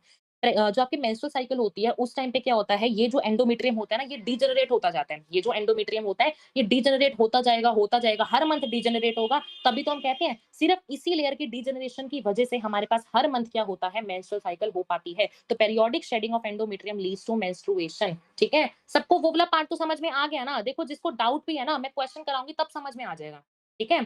ठीक है, डीजी को समझ में आ गया, ठीक है, ठीक है, ठीक है। चलो तो देखो, मेंस्ट्रुएशन मैंने आपको बताया, मेनार्के क्या होता है, मेनोपॉज़ क्या होता है, हमने देख लिया। उसके बाद 28 टू 29 डेज़ का साइकिल रहता है, सबको पता है, हर 30-30 दिन बाद एवरेज अगर हम बोले तो इस टाइम पे मेंस्ट्रुअल साइकिल जो है वो होती रहती है। चलो, अब आ जाओ मोस्ट इम्पोर्टेंट थिंग पे। ये देखो, क्या होता है हमारे हमारे पास क्या होता है, अगर हम अपने 20 डेज़ की अगर हम पूरी साइकिल बनाएँ, हमारे पास क्या होता है, फर्स्ट 5 डेज़ क्या होता है, हमारे पास जो मेंस्ट्रुएशन होती है ना, वो जनरली हमारे पास ना पहले 5 दिन रहती है। देखो मतलब एवरेज होती है 3 से 5 दिन हमारे पास जो मेंस्ट्रुएशन है फीमेल के अंदर वो रहती है। तो क्या होता है उस टाइम पे ना हमारी जो एंडोमेट्रियम वाली लेयर होती है वो डीजेनरेट होती रहती है। डीजेनरेट एंडोमेट्रियम होती है तभी तो वहाँ से ब्लड रिलीज़ होगा, तो हम कहते हैं कि ब्लड से फिल्ड होती है हमारी जो एंडोमेट्रियम लेयर होती है। तो क्या होता है 1 से हम एवरेज लेते हैं फर्स्ट टू 5 डेज़ का। इस टाइम पे क्या होता है हमारी जो एंडोमेट्रियम लेयर होती है ना, वो हमारी डीजेनरेट होती है। हमारी जो एंडोमेट्रियम वाली लेयर होती है वो ऐसे-ऐसे डीजेनरेट होती है। ऐसे मैंने दिखाया नीचे का दैट मीन्स वो कम होती जा रही है, डीजेनरेट होती जा रही है, ठीक है? अब जैसे ही मान लो आपके 5 डेज़ या जो भी आपका पीरियड है आपके मेंस्ट्रुएशन का वो खत्म हो जाता है, फिर क्या होता है आपकी जो एंडोमेट्रियम है वो फिर से रीजेनरेट होना स्टार्ट करती है। क्योंकि रीजेनरेट आपकी ये जो आपकी एंडोमेट्रियम वाली लेयर है होगी, तभी तो नेक्स्ट मेंस्ट्रुअल साइकिल हो पाएगी ना। तो क्या होता है आपके पास यहाँ पे नेक्स्ट मेंस्ट्रुअल साइकिल के लिए फिर से आपकी जो एंडोमेट्रियम है ना, वो आपकी फिर से रीजेनरेट होने लग जाती है। क्या होने लग जाती है? रीजेनरेट होने लग जाती है। दैट मीन्स यहाँ पे आपकी जो ये वाली जो लेयर है, कौन सी वाली लेयर? एंडोमेट्रियम, ये थिक होती जाएगी। थिकर होती जाएगी क्योंकि नेक्स्ट मेंस्ट्रुअल साइकिल भी तो करानी है ना, और मेंस्ट्रुअल साइकिल कराने के लिए एंडोमेट्रियम ज़रूरी होती है क्योंकि वहीं से तो फिर आपको पता है मेंस्ट्रुएशन होती है। तो क्या होता है आपके पास यहाँ पे जो आपकी जो वो है, आपकी जो लेयर है वो क्या होने लग जाती है? थिक होने लग जाती है। अब फर्स्ट टू 5 डेज़ आपका जो है एक्चुअल जो है आपकी ब्लीडिंग जो है वो होती है। इसलिए हम फर्स्ट फेज़ इनको डेज़ को बोलते हैं मेंस्ट्रुअल फेज़। क्या बोलते हैं हम इनको? फर्स्ट 5 डेज़ को हम बोलते हैं हमारा मेंस्ट्रुअल फेज़, ठीक है? ये समझ में आ गया? अब ये सारे आपके इवेंट्स रहते हैं यूट्रस के अंदर क्योंकि हमें पता है यूट्रस की 3 लाइन एंडोमेट्रियम यूट्रस की लाइनिंग है, ठीक है? तो हमारी ये जो जितनी मैंने आपको चीज़ बताई ये होती है हमारी यूट्रस के अंदर, ठीक है? अब हम पढ़ेंगे ओवरी के अंदर, ठीक है? हमारी ओवरी के अंदर भी ना बहुत सारे चेंजेस आते हैं जिससे कि एक्चुअली हमारे पास जो हमारी मेंस्ट्रुअल साइकिल है वो हो पाती है। ये तो हमने पढ़ लिया हमारा यूट्रस के अंदर क्या चेंजेस होते हैं। अब हम देखते हैं ओवरी के अंदर क्या चेंजेस आते हैं। देखो, हमारी ओवरी के अंदर क्या होता है, वही मैंने आपको बताया ना, हर मंथ क्या होता है एक प्राइमरी फॉलिकल जो है वो ग्राफियन फॉलिकल में मैच्योर होता जाता है। अभी मैंने आपको ऊपर टेबल में बताया था फ्लो चार्ट में। और क्या होता है जब वो कन्वर्ट होता है तो फिर हमारे पास ग्राफिन फॉलिकल से ओव्यूलेशन होता है। तो ओवरी में क्या चेंजेस आएँगे हमारे पास? प्राइमरी था, प्राइमरी से सेकेंडरी बना, टर्शियरी बना, फिर हमारे पास टर्शियरी से हमारे पास यहाँ पे ग्राफियन फॉलिकल बन जाता है। ग्राफियन फॉलिकल बन जाता है, ये हमारा बनता है लगभग-लगभग 14th डे के पास। 14th डे के पास हमारे पास ग्राफियन फॉलिकल मैच्योर हो जाता है और इस ग्राफियन फॉलिकल से हमारे पास पास एक सेकेंडरी oocyte रिलीज होता है। इसी प्रोसीजर को हम बोलते हैं ओव्यूलेशन। ओव्यूलेशन क्या है कि हमारे पास 14th डे पे क्या होता है, हमारे पास ग्राफियन फॉलिकल बिल्कुल मैच्योर हो जाता है। मैच्योर होता है तो हमारे पास सेकेंडरी oocyte रिलीज हो जाता है और इसको हम पूरे को नाम देते हैं हमारे पास ओव्यूलेशन। तभी हम 14th डे वाले फेज को हम बोलते हैं ओव्यूलेटरी फेज। क्या बोलते हैं हम यहाँ पे? Ovulatory phase. ठीक है। अब तुम देखो हमारे पास 5th डे तक क्या हुआ, हमारे पास मेंस्ट्रुअल फेज चल गया। अब इस 5th डे से लेके 14th डे तक, इस 5th से लेके 14th डे तक हमारे पास क्या हो रहा है, फॉलिकल्स ग्रो होते जा रहे हैं। ये देखो छोटा था, बड़ा हुआ, बड़ा हुआ, बड़ा हुआ। तो मैं सिंपली बोलूं तो हमारे जो फॉलिकल्स हैं वो ग्रो होते जा रहे हैं 5th से लेके 14th डे पे। तो हम इस फेज को नाम देते हैं फॉलिक्यूलर फेज। क्या नाम देते हैं हम इस फेज को? Follicular phase. फॉलिक्यूलर फेज क्यों बोला? क्योंकि इस टाइम पे जो आपकी फॉलिकल्स हैं वो क्या कर रहे हैं, एक्चुअली में ग्रोथ शो करते हैं। ठीक है। फिर क्या होता है आपके पास, जैसे ही मान लो आपके पास oocyte जो है वो रिलीज हो गया, आपके पास जो सेकेंडरी oocyte था वो रिलीज हो गया ओव्यूलेशन से। अब क्या होगा, जो ये जो आपको बचा हुआ पार्ट दिख रहा है ना, ये जो आपको बचा हुआ पार्ट दिख रहा है, ये पार्ट आपका कन्वर्ट हो जाता है कॉर्पस ल्यूटियम के अंदर, जो कि येलो बॉडीड स्ट्रक्चर होता है। कैसा होता है? ये आपके पास येलो बॉडीड का स्ट्रक्चर होता है। जैसे ही आपकी ओव्यूलेशन हो गई, जो बचा वाला पार्ट है वो आपका कन्वर्ट हो जाता है कॉर्पस ल्यूटियम के अंदर, कन्वर्ट हो जाता है। ठीक है। फिर कॉर्पस ल्यूटियम जैसे जैसे देखो, अब कॉर्पस ल्यूटियम है ना डीजनरेट होता जाएगा, मींस पहले बड़ा था, छोटा होगा, छोटा होगा, इस तरह से छोटा होता जाएगा आपका कॉर्पस ल्यूटियम। और एट द एंड मेरे पास एक व्हाइट कलर की बॉडी बन जाती है। क्या बन जाती है? व्हाइट कलर की मेरे पास बॉडी बन जाती है, जिसको मैं कहती हूँ कॉर्पस एल्बिकन्स। क्या बोलते हैं हम उसको? Corpus albicans. कॉर्पस एल्बिकन्स क्या है? कॉर्पस ल्यूटियम जैसे जैसे डीजनरेट होता जाता है तो मेरे पास क्या बन जाता है? कॉर्पस एल्बिकन्स बन जाता है। ठीक है। तो ये तो मैंने आपको बता दिया क्या-क्या इवेंट्स होते हैं। अभी हम हार्मोन्स का अलग से देखेंगे। पहले बताओ ये समझ में आ गया? क्या होता है आपके पास? एंडोमेट्रियम थी, डीजेनरेट होने लगी, फिर 5th डे तक डीजेनरेट होते गई क्योंकि मेंस्ट्रुअल साइकिल हमें करानी है। फिर क्या होगी? एंडोमेट्रियम दोबारा ग्रो करेगी। क्यों ग्रो करेगी? क्योंकि आपको दोबारा भी तो साइकिल करानी है ना, तो एंडोमेट्रियम यहाँ पे ग्रो करती जा रही है। फिर क्या होगा आपके पास? ओवरी में क्या-क्या इवेंट्स चलेंगे? आपके पास फॉलिक्यूलोजेनेसिस होगी। क्या? तभी तो हमने इसको बोला फॉलिक्यूलर फेज। ठीक है। और ये आपके पास फेज चलता है पूरा ल्यूटियल फेज। ये कौन सा फेज होता है? Luteal phase. ल्यूटियल फेज क्यों होता है ये? क्योंकि यहाँ पे आपके पास कॉर्पस ल्यूटियम बन रहा है ना, इसलिए हम कहते हैं यहाँ पे इसको कॉर्पस ल्यूटियल, जैसे सिंपली बोले तो ल्यूटियल फेज हम इसको कहते हैं। ठीक है, ठीक है, सबको समझ में आ गया? प्राची, हर्ष, ठीक है, सबको समझ में आ गया? ठीक है, ठीक है, ठीक है, ठीक है, ठीक है। चलो अब हम देखते हैं हमारा हार्मोन का काम। देखो ये तो हमने पढ़ लिए इवेंट्स क्या-क्या होते हैं। अब हम पढ़ेंगे हार्मोन्स का क्या-क्या होता है। हमने पढ़ा कि ऐसे होता है, कॉर्पस एल्बिकन्स आते हैं, ये होते हैं। तो ये होता कैसे है? डेफिनिटली हार्मोन्स के रेगुलेशन से होगा ना। देखो अब हार्मोन्स क्या आते हैं, देखो मैं सिंपल आपको बताऊँ। हमारे पास क्या होता है, मैंने आपको देखो, अगर मैंने आपको स्पर्मेटोजेनेसिस आपने लेक्चर देखा होगा, वहाँ पे हमने पढ़ा था हमारे पास क्या होते हैं, 2 हार्मोन्स निकलते हैं, एलएच और एफएसएच। हमारे पास 2 हार्मोन्स निकलते हैं, एलएच और एफएसएच। ठीक है? इस एफएसएच में से ना हमारे पास क्या होता है, ये देखो सबसे पहले आपके पास क्या होता है, हमें ये देखो, ये हमारे पास ना आपके जो मान लो फॉलिकल्स जब आपके ग्रो करते हैं ना, हम आगे पढ़ेंगे, जब आपका कॉर्पस ल्यूटियम ग्रो करता है ना, वो हार्मोन निकालता है प्रोजेस्टेरोन। एक पॉइंट याद रख लो, कॉर्पस ल्यूटियम निकालता है आपका प्रोजेस्टेरोन, ज्यादा एस्ट्रोजन भी निकालता है, लेकिन याद रखना आपके पास कॉर्पस ल्यूटियम निकालता है आपके पास प्रोजेस्टेरोन। और जब फॉलिकल्स आपके ग्रो कर रहे होते हैं ना, जैसे मैंने आपको ऊपर दिखाया, ये जो फॉलिकल्स जब आपके ग्रो कर रहे थे ना, इस टाइम पे ना इनके अंदर से निकलता है एस्ट्रोजन। वेरी इंपॉर्टेंट थिंग, जब आपके फॉलिकल्स जो होते हैं वो ग्रो कर रहे होते हैं, उस टाइम पे क्या निकलता है आपके फॉलिकल्स के अंदर से? एस्ट्रोजन निकलता जाता है, एस्ट्रोजन निकलता जाता है। ये जो एस्ट्रोजन होता है ना मेरे पास, ये जो एस्ट्रोजन होता है, ये पॉजिटिव फीडबैक देता है मेरे पास। किसको पॉजिटिव फीडबैक देता है? मेरे पास एंटीरियर पिट्यूटरी को। देखो अगर आपको सिंपल यहाँ बताऊं, सी यस, यहाँ पे देखो। देखो जैसे हमने स्पर्मेटोजेनेसिस में पढ़ा था, वहाँ हमने क्या पढ़ा था? हाइपोथैलेमस मेन ग्लैंड होती है जो कि सारा काम करती है, गोनाडोट्रोपिन रिलीजिंग हार्मोन निकलते हैं। सेम स्पर्मेटोजेनेसिस, ये सारा स्पर्मेटोजेनेसिस की तरह सेम काम चलता है। क्या होता है? एंटीरियर पिट्यूटरी को जो गोनाडोट्रोपिन रिलीजिंग हार्मोन होता है वो जाके उसको रेगुलेट करता है। क्या होता है, इस एंटीरियर पिट्यूटरी से ना मेरे पास 2 हार्मोन्स निकलते हैं, एक निकलता है एफएसएच और एक निकलता है एलएच। ये दोनों क्या होते हैं? गोनाडोट्रोपिन। सबको पता है ना, एलएच और एफएसएच मेरे पास क्या होते हैं? गोनाडोट्रोपिन्स होते हैं। ठीक है? तो मेरे पास क्या हुआ? एफएसएच निकला और मेरे पास क्या निकला? एलएच निकला। ये जो एफएसएच है ना, जो कि मेरे पास फॉलिकल स्टिमुलेटिंग हार्मोन होता है, जो एफएसएच वाला होता है, ये क्या, पहली बात तो क्या कराता है, इसका नाम ही है follicle stimulating hormone. That means ये जो मेरे पास एफएसएच वाला हार्मोन होगा, ये क्या कराएगा? मेरे पास फॉलिकल्स को मैच्योर कराएगा, फॉलिकल्स की ग्रोथ कराता जाएगा, कराता जाएगा, कराता जाएगा। और अभी मैंने आपको बताया फॉलिकल जैसे जैसे मैच्योर होंगे आपके पास क्या बनेगा? एस्ट्रोजन बनता है। ये जो एस्ट्रोजन होता है ना, ये क्या करता है? पॉजिटिव फीडबैक देता है आपकी एंटीरियर पिट्यूटरी को। क्या देता है? पॉजिटिव। पॉजिटिव फीडबैक का मतलब होता है कि आपकी तरह से किसी चीज को और बढ़ाना, जो चीज आपकी निकल रही है उस चीज को और बढ़ाना, उसको कहते हैं पॉजिटिव फीडबैक। तो क्या होगा, ये जो फॉलिकल जब आपके मैच्योर होंगे ना, ये क्या करेगा? आपके एंटीरियर पिट्यूटरी को क्या देता है? क्या देता है आपके पास? पॉजिटिव फीडबैक देता है, ताकि मेरे पास और एफएसएच निकले, और एफएसएच निकले, फॉलिकल्स अच्छे से ग्रो हो पाए। साथ ही साथ में जब मेरे पास एस्ट्रोजन जो है पॉजिटिव फीडबैक एंटीरियर पिट्यूटरी को दे रहा होता है, उस टाइम पे एक और हार्मोन निकल जाता है, एलएच। एलएच स्टार्टिंग से नहीं रिलीज होता। स्टार्टिंग में सबसे पहला हार्मोन रिलीज होता है एफएसएच। एफएसएच ने क्या करा, एस्ट्रोजन निकलवाया। एस्ट्रोजन जैसे निकला, एस्ट्रोजन ने पॉजिटिव फीडबैक भेजा किसको, एंटीरियर पिट्यूटरी को, और कहा कि एफएसएच तो मैं बढ़ा ही रहा हूँ, साथ साथ तुम क्या करो, एलएच का प्रोडक्शन भी बढ़ा दो, तुम एलएच को रिलीज करा दो। ये काम करता है आपके पास कौन, आपके पास एंटीरियर पिट्यूटरी, जो कि किसकी वजह से चली, एस्ट्रोजन ने, क्योंकि पॉजिटिव फीडबैक दिया। ठीक है, अब क्या होता है, ये जो एलएच होता है ना, ये आपका एलएच, देखो मैं आपको सिंपल अभी डायग्राम से बताऊं, डायग्राम से आपको अच्छे से समझ आएगा। यस, आप यहाँ पे डायग्राम देखो।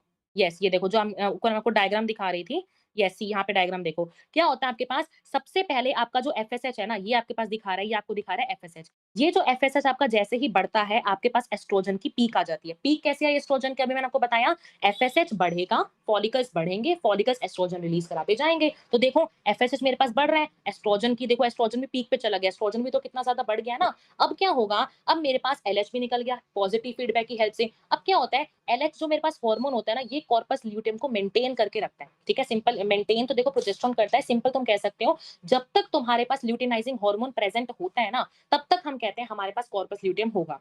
जैसे ही तुम्हारा ल्यूटिनाइजिंग हार्मोन जो है कम हो जाता है, तुम्हारा कॉर्पस ल्यूटेम भी चला जाता है। ठीक है, इस पॉइंट को याद रखना, तुम्हारा जो एलएच वाला हार्मोन होता है, ये कॉर्पस ल्यूटेम को मेंटेन करा के रखता है। अब तुम यहाँ पे देखो क्या होता है, मेरे पास यहाँ पे एफएसएच देखो बढ़ा था, एफएसएच एस्ट्रोजन बढ़ा था, एस्ट्रोजन के बढ़ने से एलएच भी बढ़ गया। ये मेरे पास क्या हुआ, एलएच भी बढ़ गया। समझ में आ गया ना, एफएसएच बढ़ा, एस्ट्रोजन की पीक आई, एस्ट्रोजन ने क्या करा है, एलएच को भी बढ़ा दिया। अब क्या है, अब यहाँ पे देखो एलएच वाला जो हार्मोन है, ये मेरे पास अभी भी है। अगर मेरे पास एलएच वाला हार्मोन है, तो जहां जहां यहाँ पे मेरे पास कॉर्पस एल्बिकन्स या कॉर्पस ल्यूटेम वगैरह बन रहा था, ये मेरे पास रहेंगे, ये मेरे पास अभी भी रहेंगे। लेकिन हमें कॉर्पस ल्यूटेम को तो डीजनरेट कराना है ना, ताकि हमारे पास एट द एंड क्या हो पाए, हमारे पास मेंस्ट्रुएशन हो पाए। तो क्या होगा हमारे पास यहाँ पे, जो एलएच वाला हार्मोन है हमारे पास, जो देखो कॉर्पस ल्यूटेम होता है ना, ये दो तरह के हार्मोन्स को रिलीज करता है। एक हार्मोन रिलीज करता है एस्ट्रोजन, एक हमारे पास हार्मोन रिलीज करता है प्रोजेस्टेरोन। अब देखो मैंने आपको बताया था, जो हार्मोन मेरे फॉलिकल्स निकाल रहे थे, वो हार्मोन कौन निकालते हैं, एस्ट्रोजन, और वो एस्ट्रोजन दे रहा था पॉजिटिव फीडबैक। लेकिन जो कॉर्पस ल्यूटेम एस्ट्रोजन निकालता है ना, ये देता है नेगेटिव फीडबैक। ये दल बदलू है।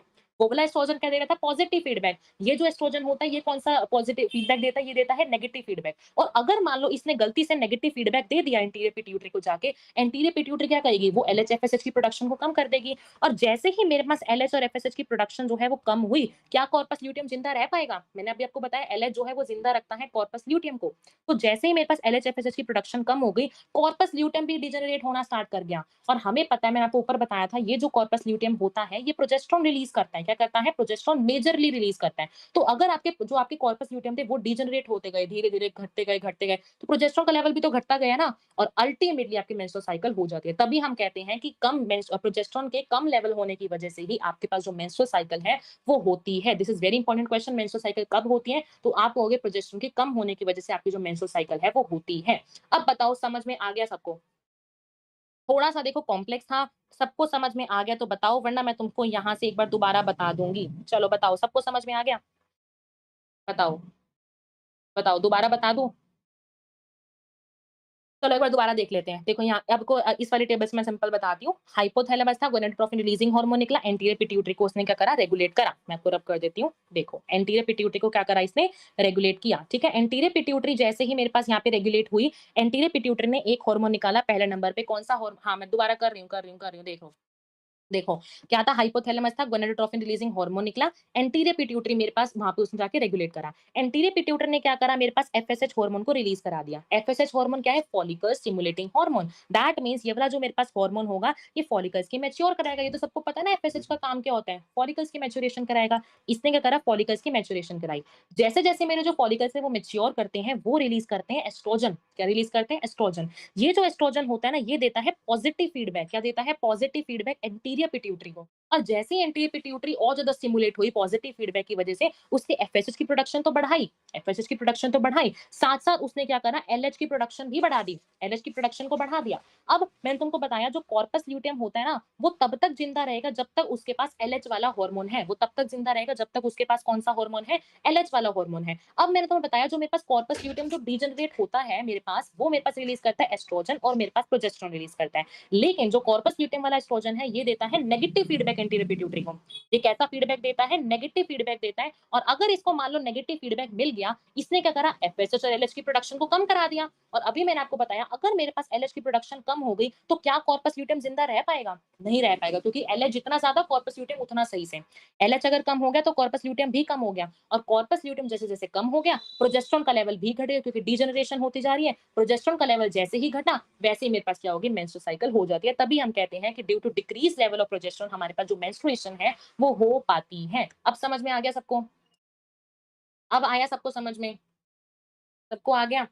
और क्या होता है ये देखो, जैसे ही मेरे पास क्या हुआ, एलएच वाला मेरा जो बढ़ जाता है 14th डे के आसपास, मेरे पास क्या होता है? मेरे पास जो 14th डे पे एलएच सर्ज होता है। एलएच सर्ज मींस एलएच का लेवल इतना ज्यादा बढ़ जाता है, तभी तो हम कहते हैं कि हमारे पास ओव्यूलेशन फाइनली हो पाती है। हम कहते हैं यहाँ पे 14th डे पे एलएच सर्ज हो जाते हैं, मींस एलएच का लेवल इतना ज्यादा बढ़ जाता है, तभी हमारे पास ओव्यूलेशन जो है वो हमारे पास हो पाती है। ठीक है, अब क्लियर हो गया ना?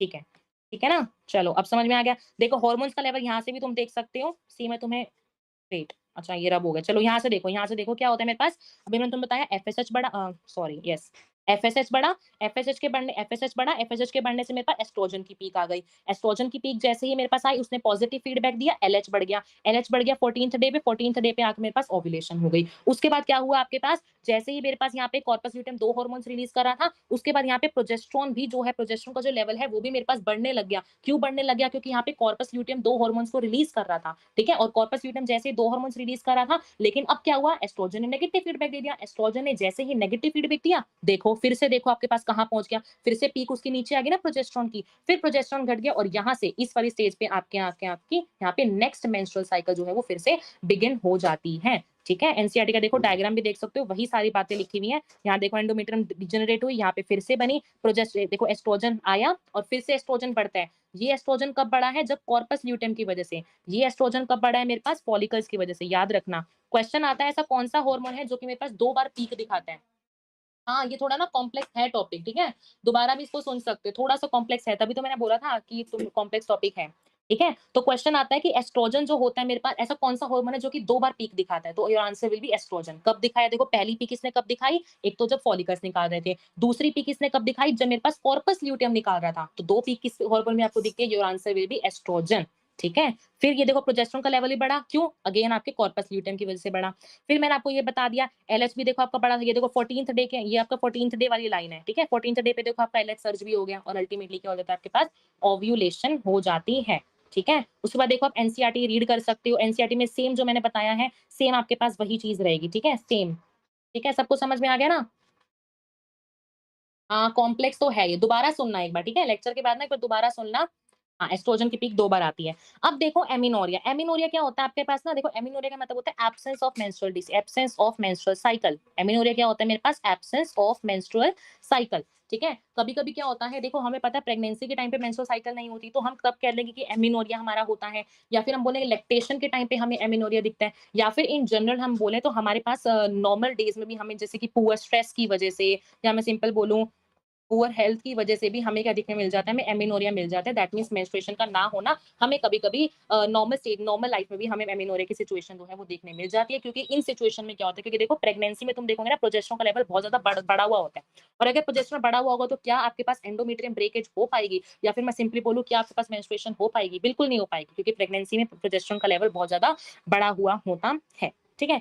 नेक्स्ट देखो, डे ऑफ ओव्यूलेशन। देखो आपके पास मान लो किसी भी फीमेल के अंदर मान लो 35 डेज के बाद मेंस्ट्रुअल साइकिल हुई, या मैं बोलूँ 28 डेज के बाद हुई, या मैं बोलूँ 36 डेज के बाद हुई, या मैं बोलूँ 30 डेज के बाद हुई, लेकिन उसका जो आपके पास ओव्यूलेशन का दिन है ना, वो हमेशा n-14 ही रहेगा। n क्या है? जितने भी आपके मेंस्ट्रुअल साइकिल के डेज हैं उतने ही, ठीक है? n-14 कर दो, कभी भी क्वेश्चन आएगा कि आपके पास एक वुमेन है जिसके आपके पास कितने उसके जो वो है, आपके पास कितने उसके साइकिल के डेज हैं, आपके पास मान लो 29 डेज है, तो 29 - 14 कर लो, वो आपके पास ओव्यूलेशन डे उसका निकल के आ जाएगा, वो आपका उसका डायरेक्टली आंसर हो जाएगा, ठीक है? तो ये एक न्यूमेरिकल इससे भी आता है डे ऑफ ओव्यूलेशन से।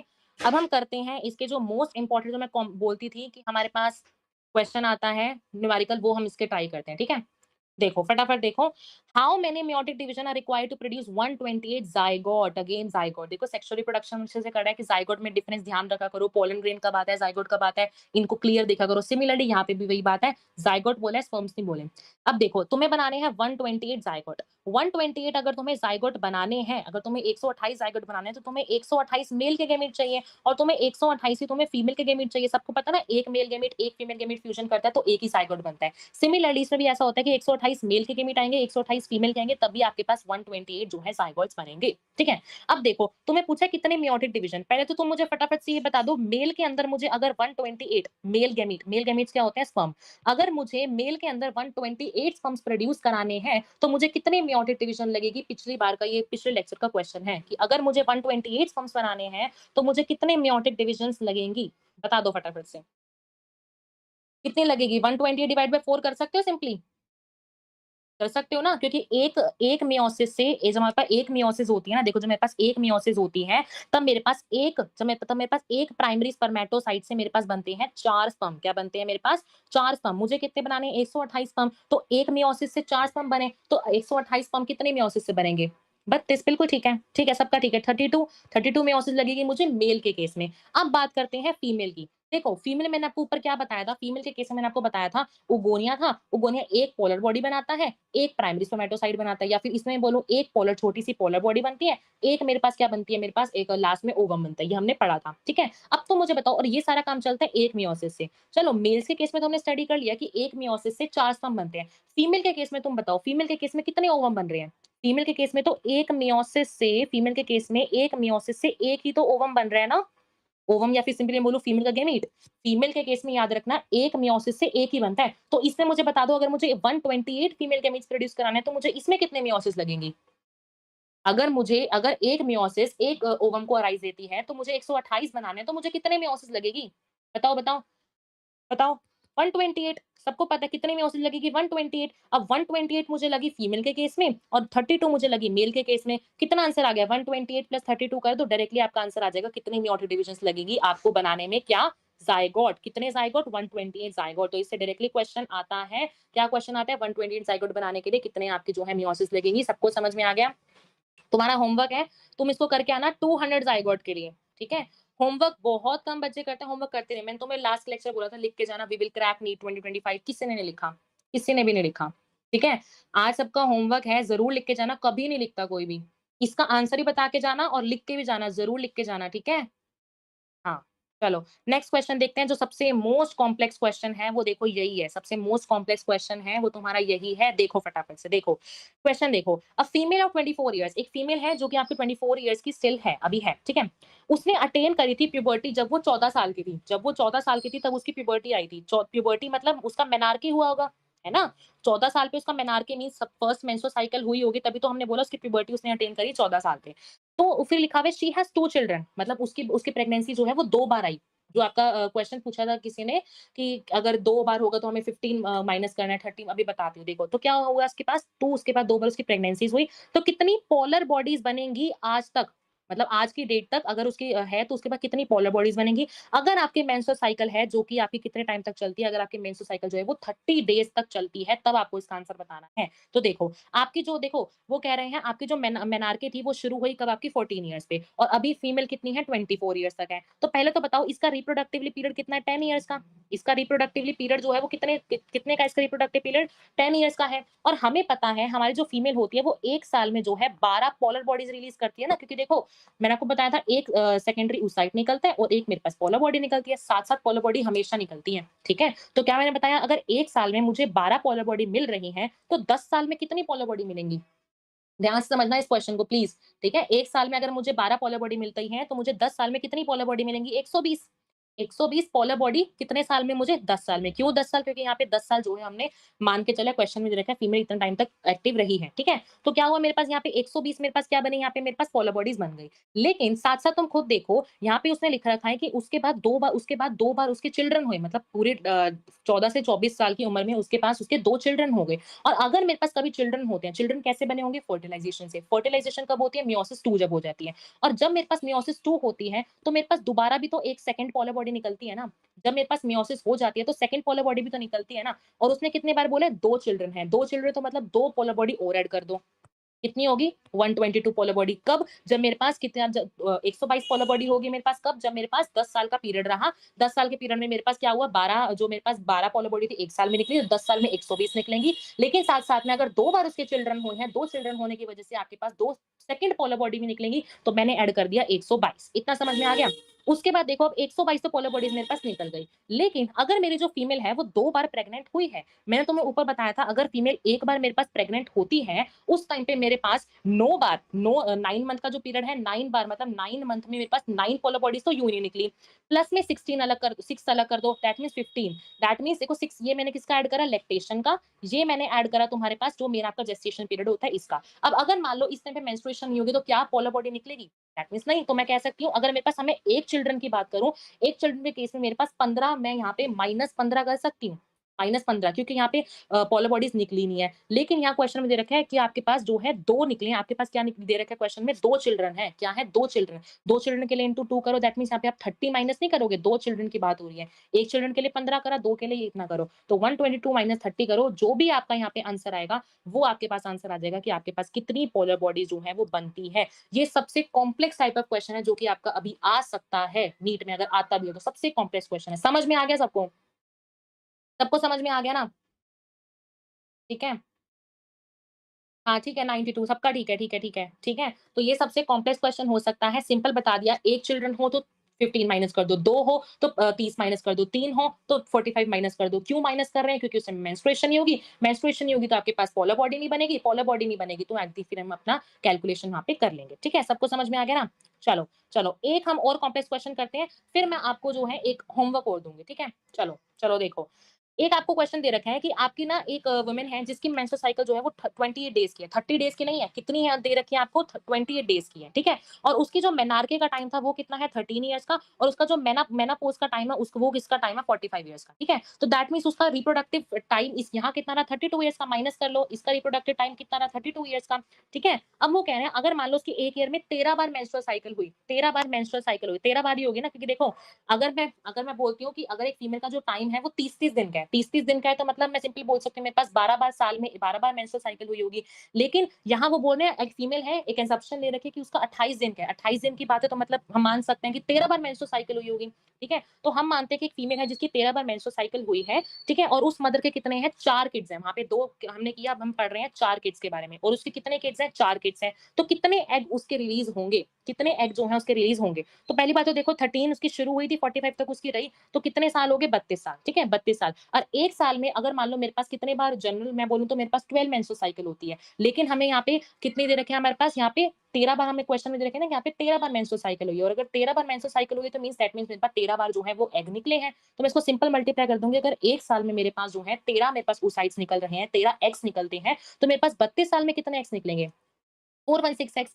ये तो मेरे पास हो गया अब एक जनरल असम्पशन कि मेरे पास अगर नॉर्मल एक फीमेल है जो कि प्रेगनेंसी नहीं लेती है, उस टाइम पे उसके कितने एक्स निकलते हैं 416 उसके एक्स निकलते हैं। लेकिन यहाँ पे क्वेश्चन दे रखा है कि अगर एक फीमेल है उसके 4 किड्स हैं, 4 किड्स हैं तो इसको किससे मल्टीप्लाई करेंगे 15 से, क्योंकि 15 एक के लिए होती है तो 4 के लिए कितनी होगी 4, तो दैट मीन्स कितने मंथ आ गए 60 मंथ। इसका मतलब 60 महीनों तक, तो दैट मीन्स 32 साल की उसकी पूरी साइकिल थी। 32 साल में से अगर हम देखें 60 महीने, या फिर मैं सिंपली बोल सकती हूँ 5 साल, 5 साल तक उसकी जो है एक फीमेल की जो है वो वहाँ पे 5 साल तक कोई oocyte वहाँ पे निकले ही नहीं। ठीक है? इसका मैं तो सिंपल कह सकती हूँ कि 5 साल तक वहाँ पे क्या हुआ, वहाँ पे कोई oocyte मेरे पास निकले ही नहीं। और अगर 5 साल oocyte नहीं निकले और 13 उसके पास जो है 13 उसके पास एट द अगर हम एवरेज बोलें तो 13 एक्स 1 साल में निकलते हैं, निकल रहे थे। तो दैट मीन्स मैं सिंपल कह सकती हूँ कि 65 एक्स तो मेरे पास निकले ही नहीं ना। 65 एक्स तो मेरे पास निकले ही नहीं। अब माइनस कर लो, 416 में से 65 को माइनस कर दो, क्योंकि 416 एक नॉर्मल केस था और 65 कब था जब एक प्रेगनेंसी आई थी। तो इसका आंसर डायरेक्टली जो भी आपका, हाँ देखो आंसर लिख रहे हैं सब 356, इसका जो भी आंसर आएगा ये आपके पास इस तरह से सॉल्व हो जाएगा। ठीक है? तो ये सबसे कॉम्प्लेक्स टाइप ऑफ क्वेश्चन है, सबसे ज्यादा कॉम्प्लेक्स टाइप ऑफ क्वेश्चन। इस क्वेश्चन ये तुम्हारा होमवर्क है, ठीक है? ये करके आना, सेम तरह का बिल्कुल क्वेश्चन है, बिल्कुल सेम तरह का। दोबारा बता रही हूँ, होमवर्क करके जाना, ये भी बता के जाना, वी विल क्रैक नीट 2025 भी लिख के जाना, कभी नहीं करके जाते तुम, ठीक है? तो ये भी करके आना। सबको समझ में आ गया ना ये बात? सबको समझ में आ गई ना? ठीक है। ठीक है, तो मोस्ट अगर मैं कॉम्प्लेक्स टॉपिक्स बोलूँ ना, तुम्हारे पास कॉम्प्लेक्स क्वेश्चन जो है वो यहीं से आ सकते हैं, इससे ज़्यादा कॉम्प्लेक्स आएँगे ही नहीं। ठीक है? ठीक है, ठीक है, सबको समझ में आ गया। Okay, okay. चलो, हम थोड़े से क्वेश्चन कर लेते हैं। फर्टिलाइज़ेशन देखो आज हो नहीं पाएगा, फर्टिलाइज़ेशन तो देखो आज हो नहीं पाएगा। कोई बात नहीं, चलो हम क्वेश्चन कर लेते हैं। फटाफट से बताओ, हाउ देखो तुम्हारा प्रीवियस क्लास का क्वेश्चन है, प्रीवियस क्लास का क्वेश्चन है, इसका आंसर बता दो। How many secondary spermatocyte are formed from single primary spermatocyte after first reduction division? चलो इसका आंसर फटाफट से बता दो, इसका आंसर बता दो। क्वेश्चंस करेंगे फिर हमारा हो जाएगा। बताओ इसका आंसर। कितने सेकेंडरी स्पर्मेटोसाइट बनते हैं आपके एक प्राइमरी स्पर्मेटोसाइट से? एक प्राइमरी से कितने बनते हैं? ठीक है, 2 बनते हैं, बताया था ना? ठीक है, बिल्कुल ठीक है। नेक्स्ट बताओ, स्पर्मियोजेनेसिस क्या है? स्पर्मियोजेनेसिस क्या होती है? ए, बी, सी और डी। स्पर्मियोजेनेसिस क्या होती है आपके पास बताओ? स्पर्मियोजेनेसिस क्या होती है? स्पर्मियोजेनेसिस। हाँ, पहले वाले का सबका ठीक है, ठीक है, ठीक है। देखो बताओ फटाफट बताओ, बताओ, बताओ। स्पर्मियोजेनेसिस क्वेश्चन पढ़ो दोबारा।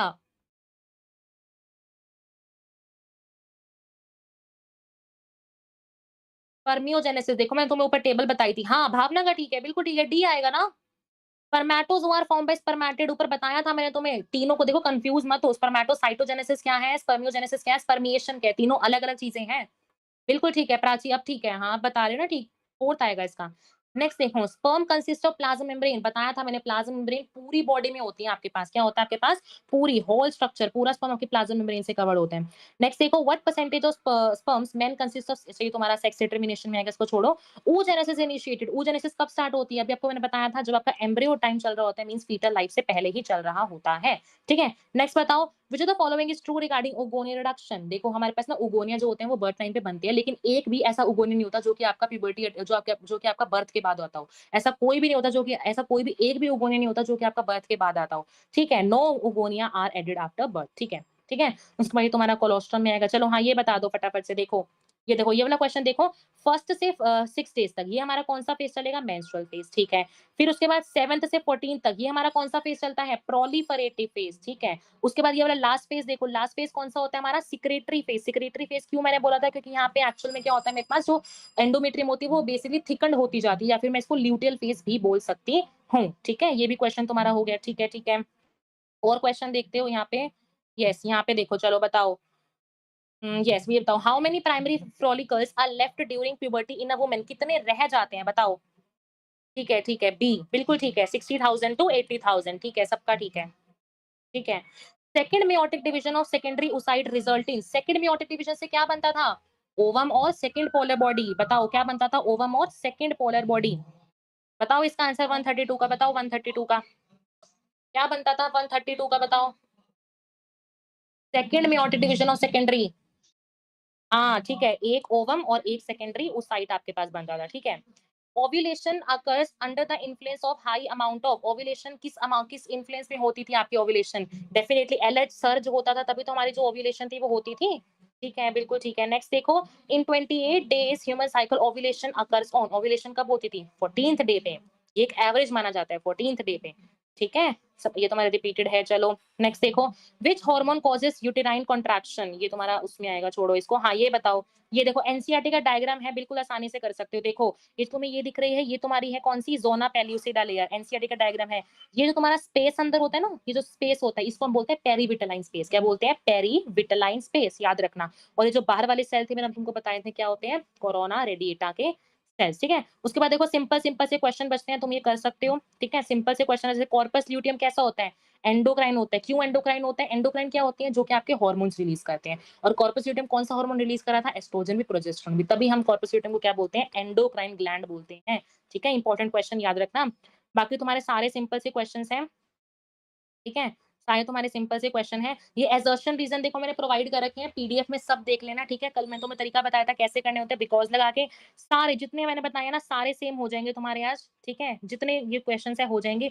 कहीं पे डाउट आए कमेंट्स में लिख के चले जाना, मैं बता दूँगी नेक्स्ट क्लास में। ठीक है? टाइम हो रहा है, फिर तुम्हारी नेक्स्ट क्लास भी है।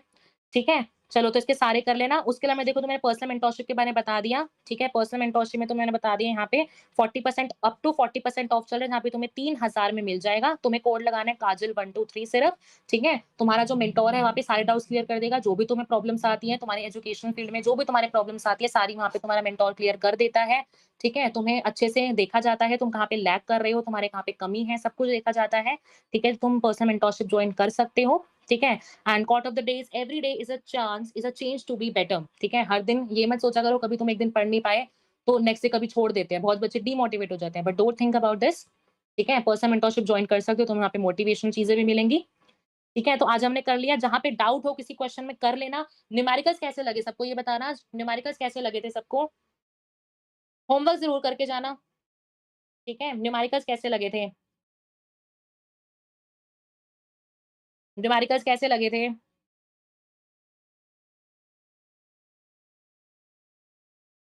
ओके, अच्छे लगे थे, ठीक है, ओके, ठीक है? होमवर्क करके जाना, दोनों होमवर्क करके जाना, ठीक है?